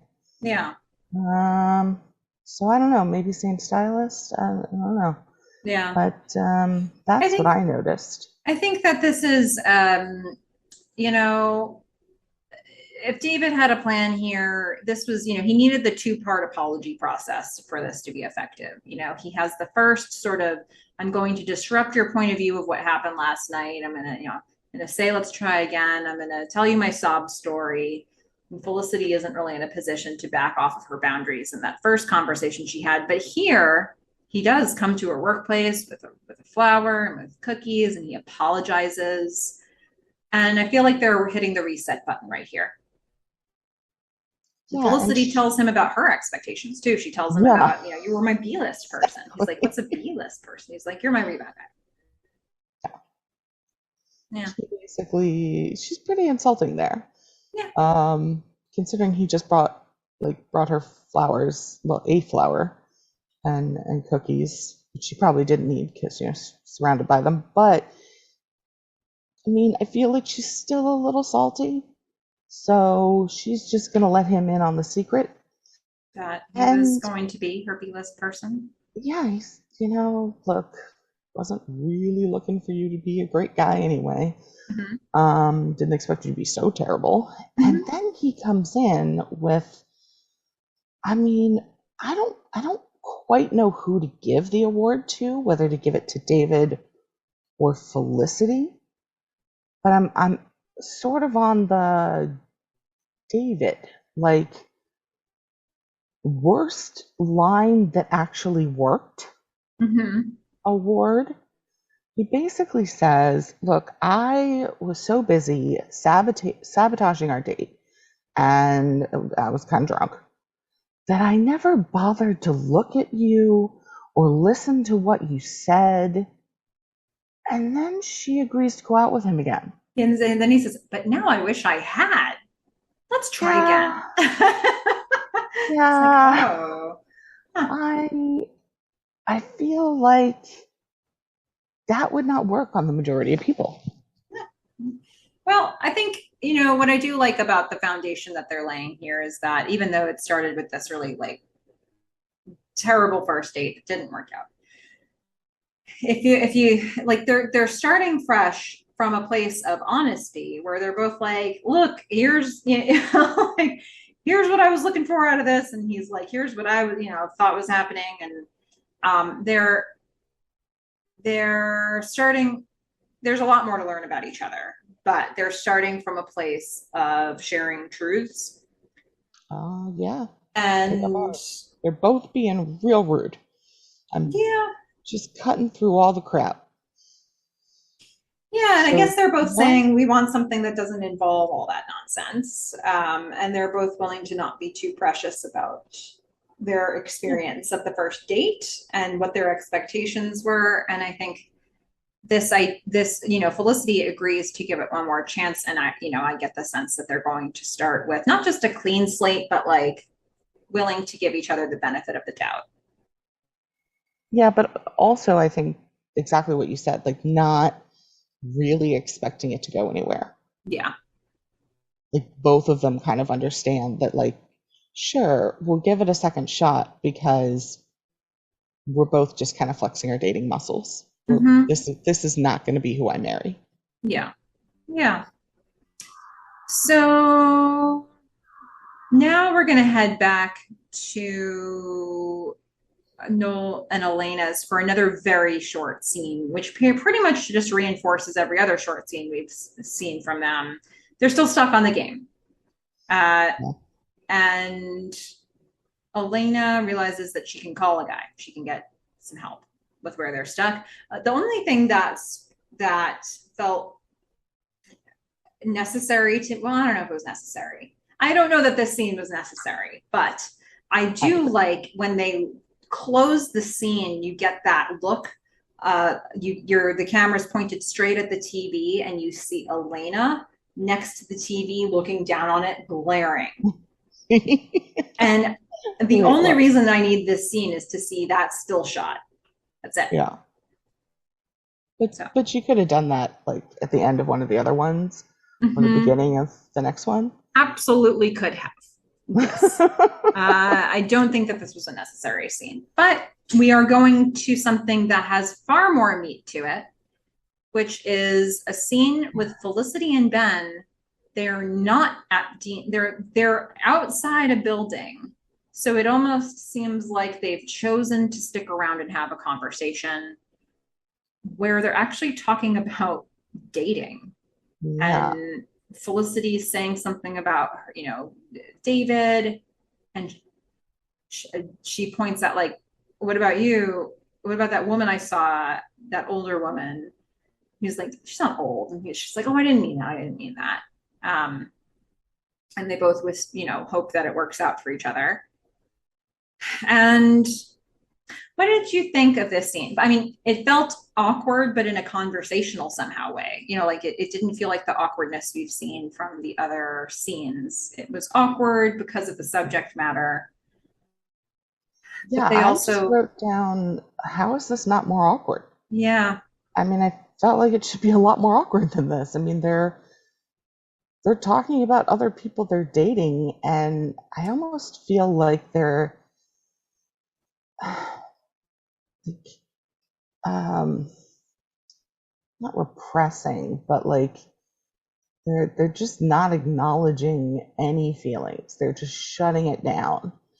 so that's what I And was going to ask you about this. Do you think that the way this scene played out, do you think that was A, bad writing or directing, and that there should have been more awkwardness there? Or B, do you think that, what do you, if it was intentional, what do you think they were trying to show us about their dynamic here? I mean, you know, there's been so much intensity around both Noel and Julie. Mm-hmm. And we had that, big intense statement, right, Mm-hmm. from Felicity. And there's been no like reconciling moment. And so it's going to depend on what that looks like, because I could definitely see this whole interaction, from, him just showing up and she didn't know for a shift, to them having this kind of like mildly awkward conversation moment, that they're just like heavily, heavily in denial, and that something is going to come later. And until then, they're going to kind of be civil, or something will set Felicity off, or Ben, who you've said was hit very hard Mm-hmm. by what Felicity said. There are emotions that are not being shown to us. So the question of whether these characters are just not dealing with them, or whether like you could just get rid of these scenes and just go to the reconciling moment. I don't know. I don't know what they're setting up. So, I mean, for me, if it's not some deep denial and that isn't dealt with in how they reconcile, if this is not referenced, or they're not like being cordial and then one of them gets set off, then I would say it's just bad writing. I would not say that one of them is going to get set off. We're going to be in this space for a little while. Yeah, and we can be in this space as long as they want, as long as when they have the reconciling moment, it's this is discussed. It's like, we've been really cordial for a while, but that is not really how I feel. I've just been like pushing my emotions down, and now they're going to come out. Mm-hmm. Like, if it is not referenced at all, then yeah, I just think it's bad. It's bad writing. Okay. Be interesting to see how things evolve for you. But definitely wanted to take your temperature on this because we haven't seen any Ben or Felicity scenes for 2 full episodes to get to Yeah, this and then we point. come back and we get these just really flat scenes. Neither one of them are having any emotion about what the last discussion they had was not great. Yeah, yeah. I mean, I did feel some awkwardness in this one. I think that Felicity with him is still like she's been pretty animated in a lot of her other conversations, but you get to this one and she's still sort of doing that slow, deliberate talking thing. And they're definitely both they're on such a treacherous subject matter, like talking about their dating is a briar patch of problems for where this conversation could go. And yet I think I I think that they're not willing to get into that at this Yeah, and stage. it could be, just personality traits. The reason it's been so explosive with both Julie and Noel is because anger has been coming from them. Mm, Here, the anger would be coming from Felicity and then probably also Ben, but both of them, I mean, Felicity has been pushing back and standing up for herself more, mhm, and she did make that big speech, but I still feel like in general, she's not a super confrontational person. mhm, And I feel like Ben runs from confrontation too, unless he can punch it. mhm. Um, so it could be that there's no one there to initiate it, but again, that has to be dealt with in whatever the actual moment is. Okay. Well, let's see. We go from here to a I don't know, was this a second date with David and Felicity? I guess so. Um, that appears to be going significantly better than the first one was. This is so sad. This is such a sad conversation. Yeah. Well, it starts with a conversation that I kind of was kind of cool actually. He's talking about, how he got photos from inside the Verrazano Bridge and how he got access. And then the conversation turns to meeting parental expectations and about how they're both a disappointment to their parents. Yeah, they're just bonding over being disappointments. Yeah, they It's just toast to like, being two disappointments. oh, it's so sad. But I guess it's relatable for them. So Yeah, here, here. cheers. Oh my gosh. Yeah.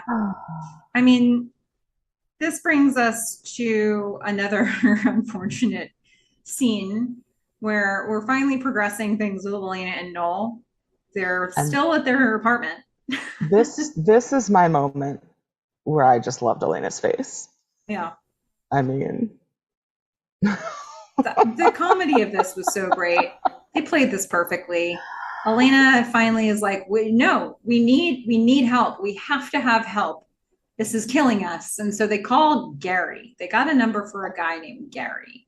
And Elena's on the phone with Gary, relaying instructions to Noel, who's using the controller to try to beat this, this boss or whatever is happening in the game. the final boss. I think it's the final boss. Okay. Yeah.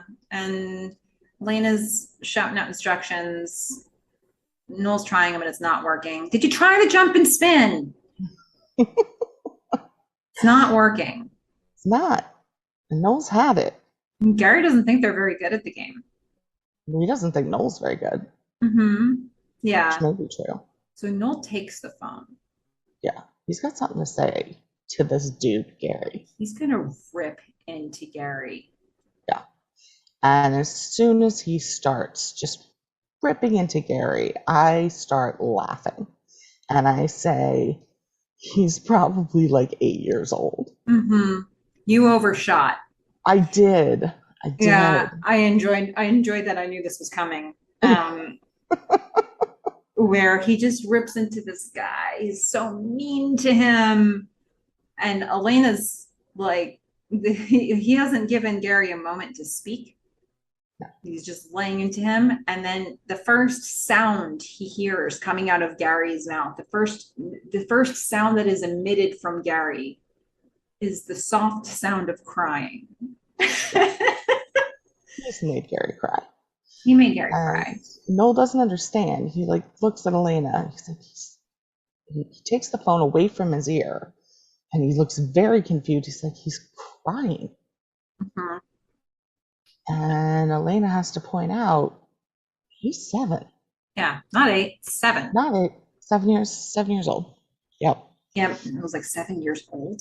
And then I do like how Elena's trying to sort of patch things up with Gary, and the Yeah. camera turns to the screen for the video game where Noel, there's an option to continue because they paused. Mhm. So there's an option to continue. And Noel moves it from yes and selects no. It's a pivotal Yeah. moment. Yeah, because otherwise, this is what we're doing for the rest of the 4 seasons. Yeah, I mean, I think this is Noel. Noel understands that rock bottom looks like chewing out a 7-year-old on the phone. That's what I love about rock bottom. Like, you get to choose it because you can always keep digging. The rock bottom can look like a lot of things, and you have to really perk your ears up to know what moment it's coming. But I Yeah. think that, if Noel wanted to interpret this as rock bottom, I support him Yeah. on I behalf think of Gary. think this is it. He's done. He's too mature for these. I guess.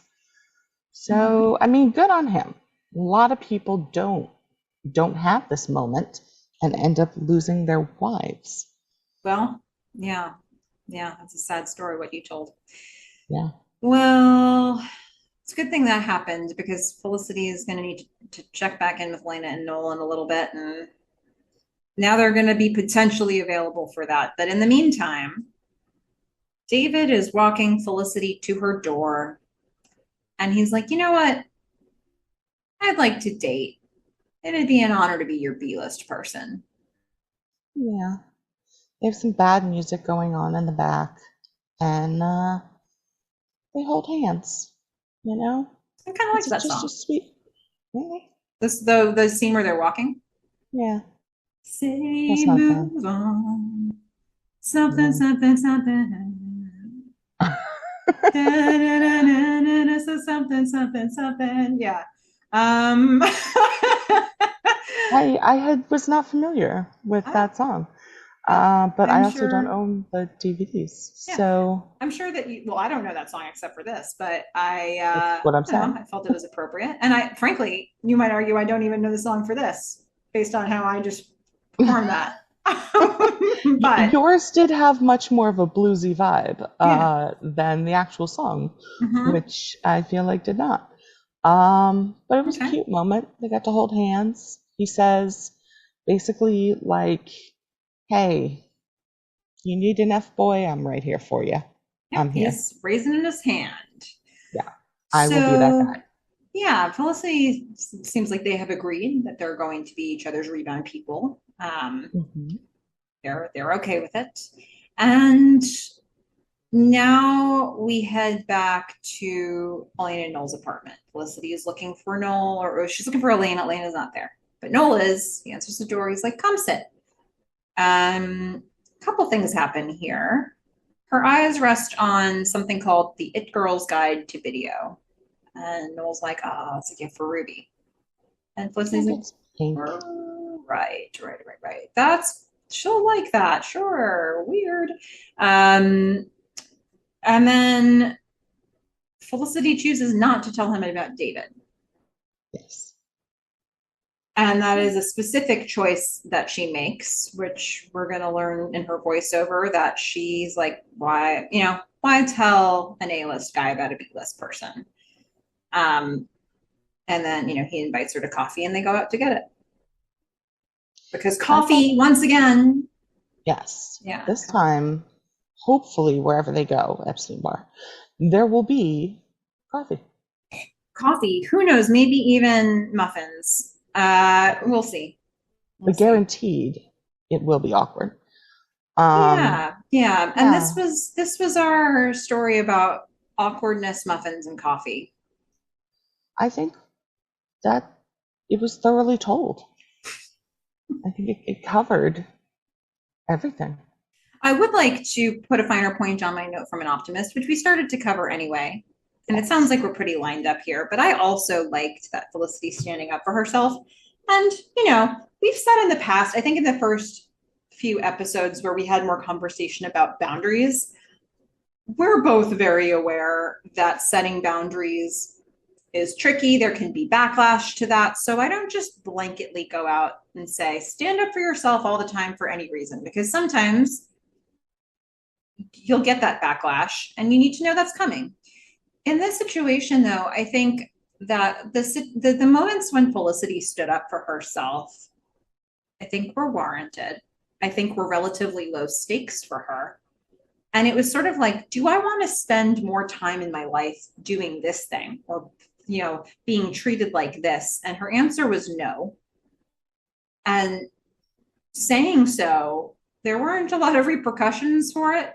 And I like that she was, to the extent that Julie was talking about, uh, keeping the dating muscle warm. I think that this is sort of how I think about the boundary setting muscle for Felicity here, where it was like, she stood up for herself at the restaurant with David. She stood up for herself on a number of occasions with David. Um, she she just got and even the first time that Professor Sherman asked her to go on this blind date, she initially said no, and she didn't feel comfortable with that. And I like that she was willing to do that, and that she's getting that practice. Yeah, and I think we're coming off of a huge boundary that she's setting that does have lots and lots of ramifications with Ben. Yeah. And so why wouldn't you set set boundaries with the other people if you're going to do it with such an important person in your life?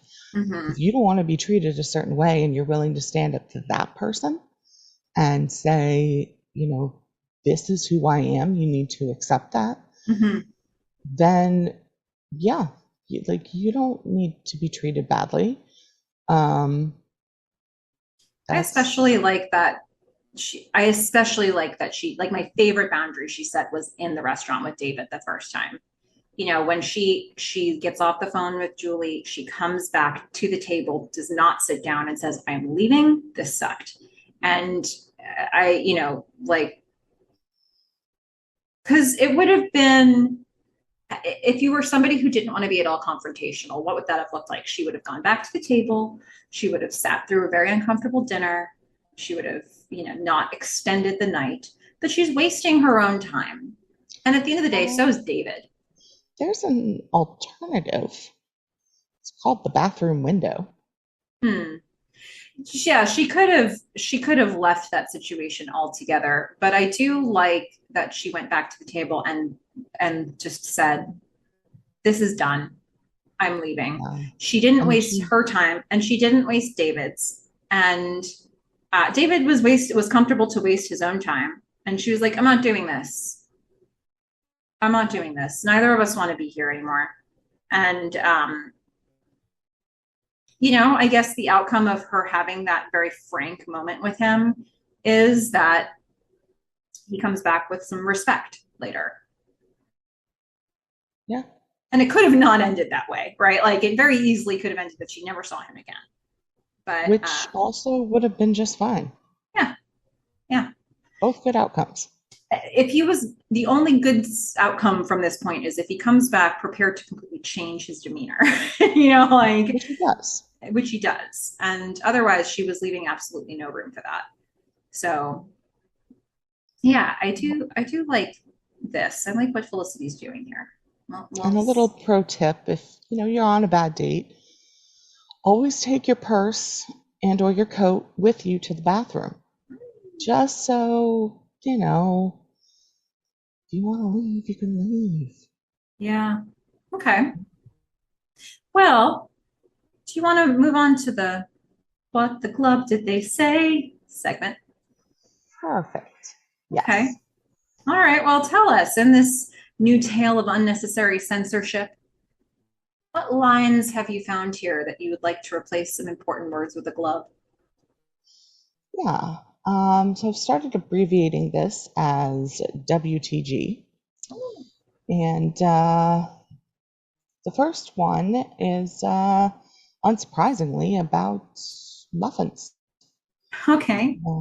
I mean, this is where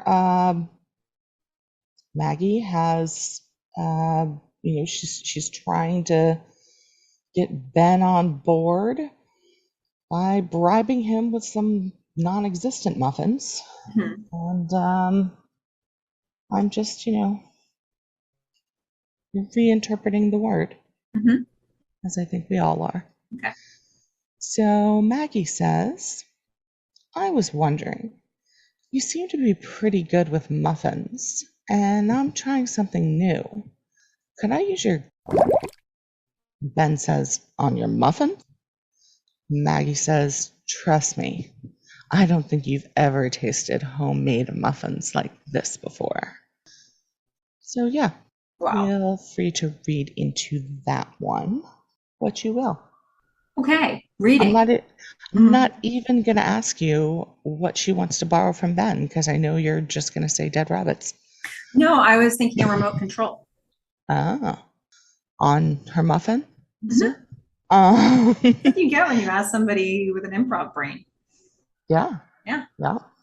So this next one is not about muffins Okay. or coffee or being awkward. So I don't know how it got in there, but this is a scene between Elena and Noel as they are trying very hard to, well, let's check in with them.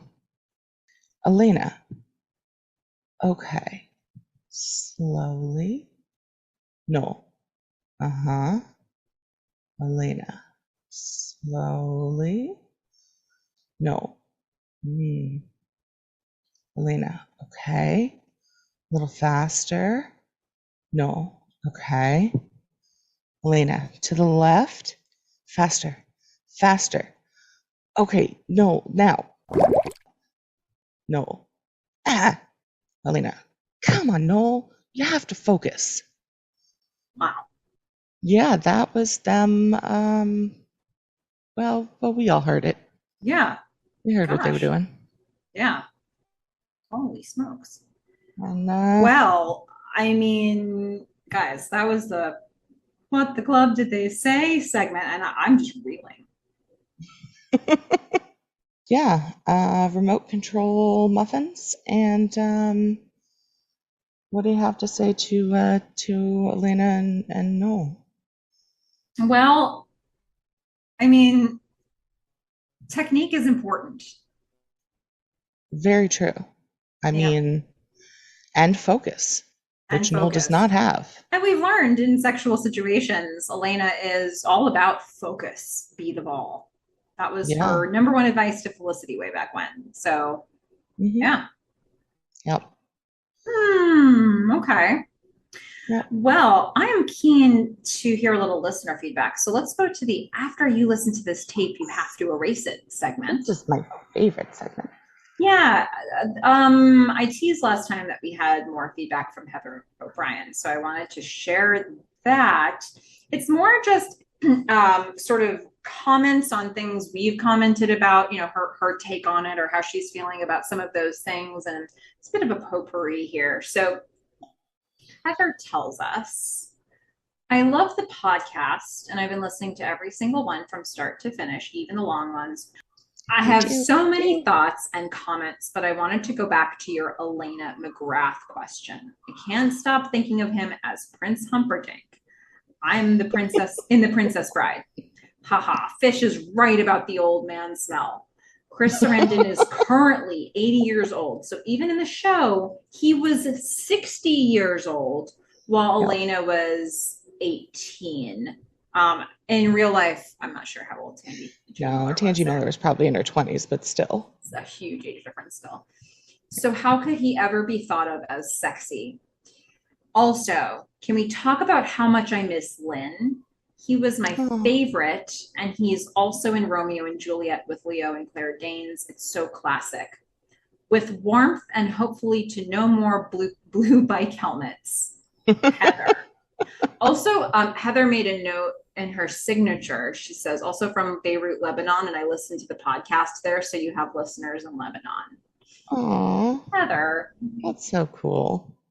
I like this potpourri of comments. This is fun. Yeah. I mean, there's so many things that I agree with. Mm-hmm. So the Chris Um, Sarandon stuff, just yeah, oof. Prince Humperdinck. I mean, he's such a Humperdinck in Princess Bride, and he's so like creepy. I mean, his whole I can't imagine someone's listening to this who like hasn't watched Princess Bride, but I guess if there are people out there who haven't, I won't spoil it. I'll just say he's not a good guy. Mm-hmm. Not a good guy. Yeah. So yeah. Yeah. And the thing about the age difference is that actors may be different ages from the characters that they're meant to play, but in real life, we're thinking there's probably a solid 40-year age difference there between Tangi Miller and Chris Sarandon. And in show years, if Elena's 18 or 19 and he is, he couldn't have been less than 50. Yeah. So that's significant. It is. And especially at that age, right? Mm-hmm. As you get older, it doesn't make as big a difference. But, you know, when you're 18, 40 years, I think actually at any age, 40 years is a lot. I But think like that's old, yeah. my parents are 19 years apart, and my grandparents on my mom's side were 19 years apart. But they met like a bit later in life. And so it wasn't that big a deal. Mm-hmm. Like neither of them were like 18 years old. Mm-hmm. So yeah, it's a lot. Mm-hmm. I also appreciate the shout out to Lynn. He was amazing, and I think a character that actually can wear a hat. I know we disagree on this, like everything else, but um, Melissa and I just saw a movie where just Lynn just popped up. He just Mm-hmm. popped up. It We was Kiss watched Kiss Bang Bang. Yeah. and he And I wasn't there feel like long. that about him. That actor, what's his name? Dash the Hawk or something like that. He just comes up and stuff. He's and also, Can I give an award for the best sentence this podcast? oh, he just comes up and stuff. He just comes up and stuff. Yeah. Yeah. He also in Kiss Kiss Bang Bang, it was so perfectly timed for us to watch that movie because not only was the artist formerly known as Lynn in that movie, but also a character in that movie is the one of the guys from the subway car in ancient history. No, the Uh, depths. Um, Creepy Daniel? Is no, that so his it name? was the guy who was getting his a loan so that his family could eat. Oh yeah, we never found out his name. No, I don't But think we I did. feel like, oh, now I know who. Okay, so you're right. He does show up, and He's got a I feel somewhat like, significant role in Kiss Kiss Bang Bang, and I was like, how did this all happen? yeah, Yeah, and I like, do feel like he shows up and stuff too. mhm, Like he's one yeah, of those guys. I would say like not quite Michael Rappaport, who also shows up in a lot of stuff, mhm. like, but sort of that role of like, Yeah, the guys who will some always just episodes here, get some work episodes as there. actors. Yeah, Yeah, just really solid. it's fun to see that. I like that. And it says good things to me about what it's like to work with them. And they come in, they do their job, they're really effective in their roles. So it was fun to see right on the back of the depths Yeah. to see that movie and all those parallels with this show. But yeah, anyway, Heather, you're awesome. Yeah, you are. Absolutely awesome. I'm not sure you guys should be encouraging us to go long on these podcasts, Well, I don't know that she's encouraging it. She said even the long even those ones. ones. Yeah, yeah, yeah. But we appreciate all of you, especially when you tell us that you're listening even to the long ones. We love it. Yeah, so that's the audience feedback that I wanted to share from today. Very nice. And that moves us into how we rated this episode. I'm going to need you to go first on this one, Fish. Okay. Um, it's a 4. It was boring. Hmm. Okay. Your turn. Yeah. Sorry, that wasn't much time to take up, I think. If I was sitting here hoping to have time to think, I was not going to get it with you on that one. Yeah. I'm going to give this one okay, so what is my unit of measurement? It is sub basements of pathetic. Oh, wow. All right. Classic Megan line, Meganism. Yep. Yep. And I'm giving this one a 5.6, which may make this our lowest rated episode ever. Um, well, I don't think this was well written. Yeah. And then when an episode isn't well written, how much of it do you take? Like, I don't know. It makes it hard for somebody who's new to the show to unpack what they're seeing, or somebody who doesn't remember everything coming up in the show to unpack what they're seeing. So it's like there may be like wild goose chases they just sent you on that I'm like, okay. I do think that some of the things they were trying to plant, they did effectively plant. So I'm putting this at more than halfway. But the just some of the stuff that was so weird to us was sloppy weird, not fun weird to Yeah. me. And Yeah. those things, like, the way we opened on that candlelit dinner, I don't really get why they made a lot of the choices that they made there when other choices would have done better. You know, like how do you get a bunch of writers in the room and land on something like that? Yeah. So I don't know. I think it was a sloppy episode. And it felt like it. I mean, there were so many like cuts in between. Sometimes they do a bunch of cuts between tight scenes, and it's really, really good. But this, it was just like flipping through a bunch of channels that I didn't really care what was happening on any of them. Well, even that one scene where it was another glimpse of Elena and Noel playing a game where they provided absolutely no further information for us, and it was like, eh. Yeah, I could have done with just like one, maybe two scenes with the video game. Like, I didn't need like six scenes with video games in them. Mm-hmm. Looking at this, the head writer and the head director on this, I don't think, I'm just looking back to see if they come up in, okay, so Robert M. Williams directed the penultimate episode of season one. Let's see here. That is the only time I see them, either of them credited. And the penultimate episode of season one was The Force, which you loved so much. So, okay. I mean, looks like you're coming down to meet me now. Yeah, I mean, okay. Well, They still had a couple of funny lines in there. I mean, I'll give them that. But you're right, it wasn't enough to like save it. yeah, I'm starting to look at Robert M. Williams has a number of episodes that he's directing this season. Let's just see how this goes for us. But I also think it was a writing problem. So Yeah. yeah. Okay. Well, that's unfortunate. So your number was what? 4. Okay.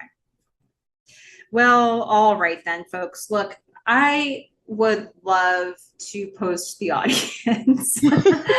Like, did you like this episode? What did you think? Do you have feedback on anything that you want to share? Maybe there's stuff that happened in this episode that we didn't really understand, or we couldn't put in context that you saw differently. It's always fun when people are able to open our eyes to looking at something in a different way. So we welcome your feedback on any of those topics, or if you have Felicity fan art that you want to share, feel free to email us at themelissafish@gmail.com. That's Melissa with one L, two S's, themelissafish@gmail.com. You can also find us on Instagram at Felicity Podcast. Lots of fun people hanging out talking about Felicity there, so feel free to join us. And then if you want to know when we drop new episodes of this podcast, we have a newsletter that you can sign up for where we announce new episodes that drop. And so you can sign up for that if you check the show notes wherever you listened to this podcast. The link is in there. And if you feel so moved, go ahead and rate or review this podcast episode or this podcast in general. We always love ways to get new Felicity fans to discover the show. So it's a service to those who are Felicity fans in the world. But yeah, next time we're going to get into an episode called The Love Bug. Fish, Oh. what do you think that means?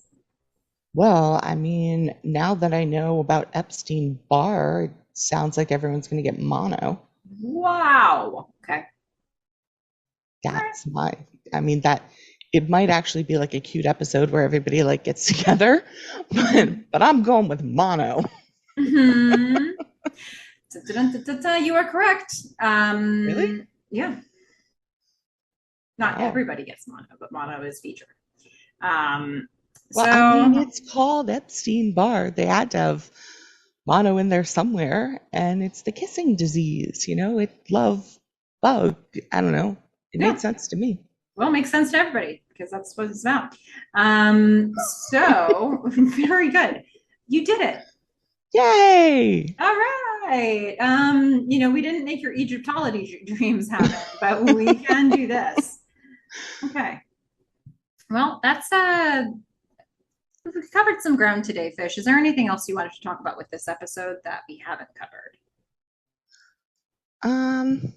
Not really. I think there were still moments that I liked pulling out, but yeah, I think this is probably my second lowest rated one. I just didn't really feel much about it. Yeah, let's see. You've had a four. Well, you had your two for the force. Yeah. So I remember that being the one that I really didn't like. This is in fact your second lowest. Yeah, I figured. Well, better luck next time with the love bug. That's what we'll hope for. But yeah, there'll be some kissing. That's the intention. Yeah. Well, until next time, Fish, don't hook up with Ben while I'm gone. I'm a fish. Bye. Bye, everyone.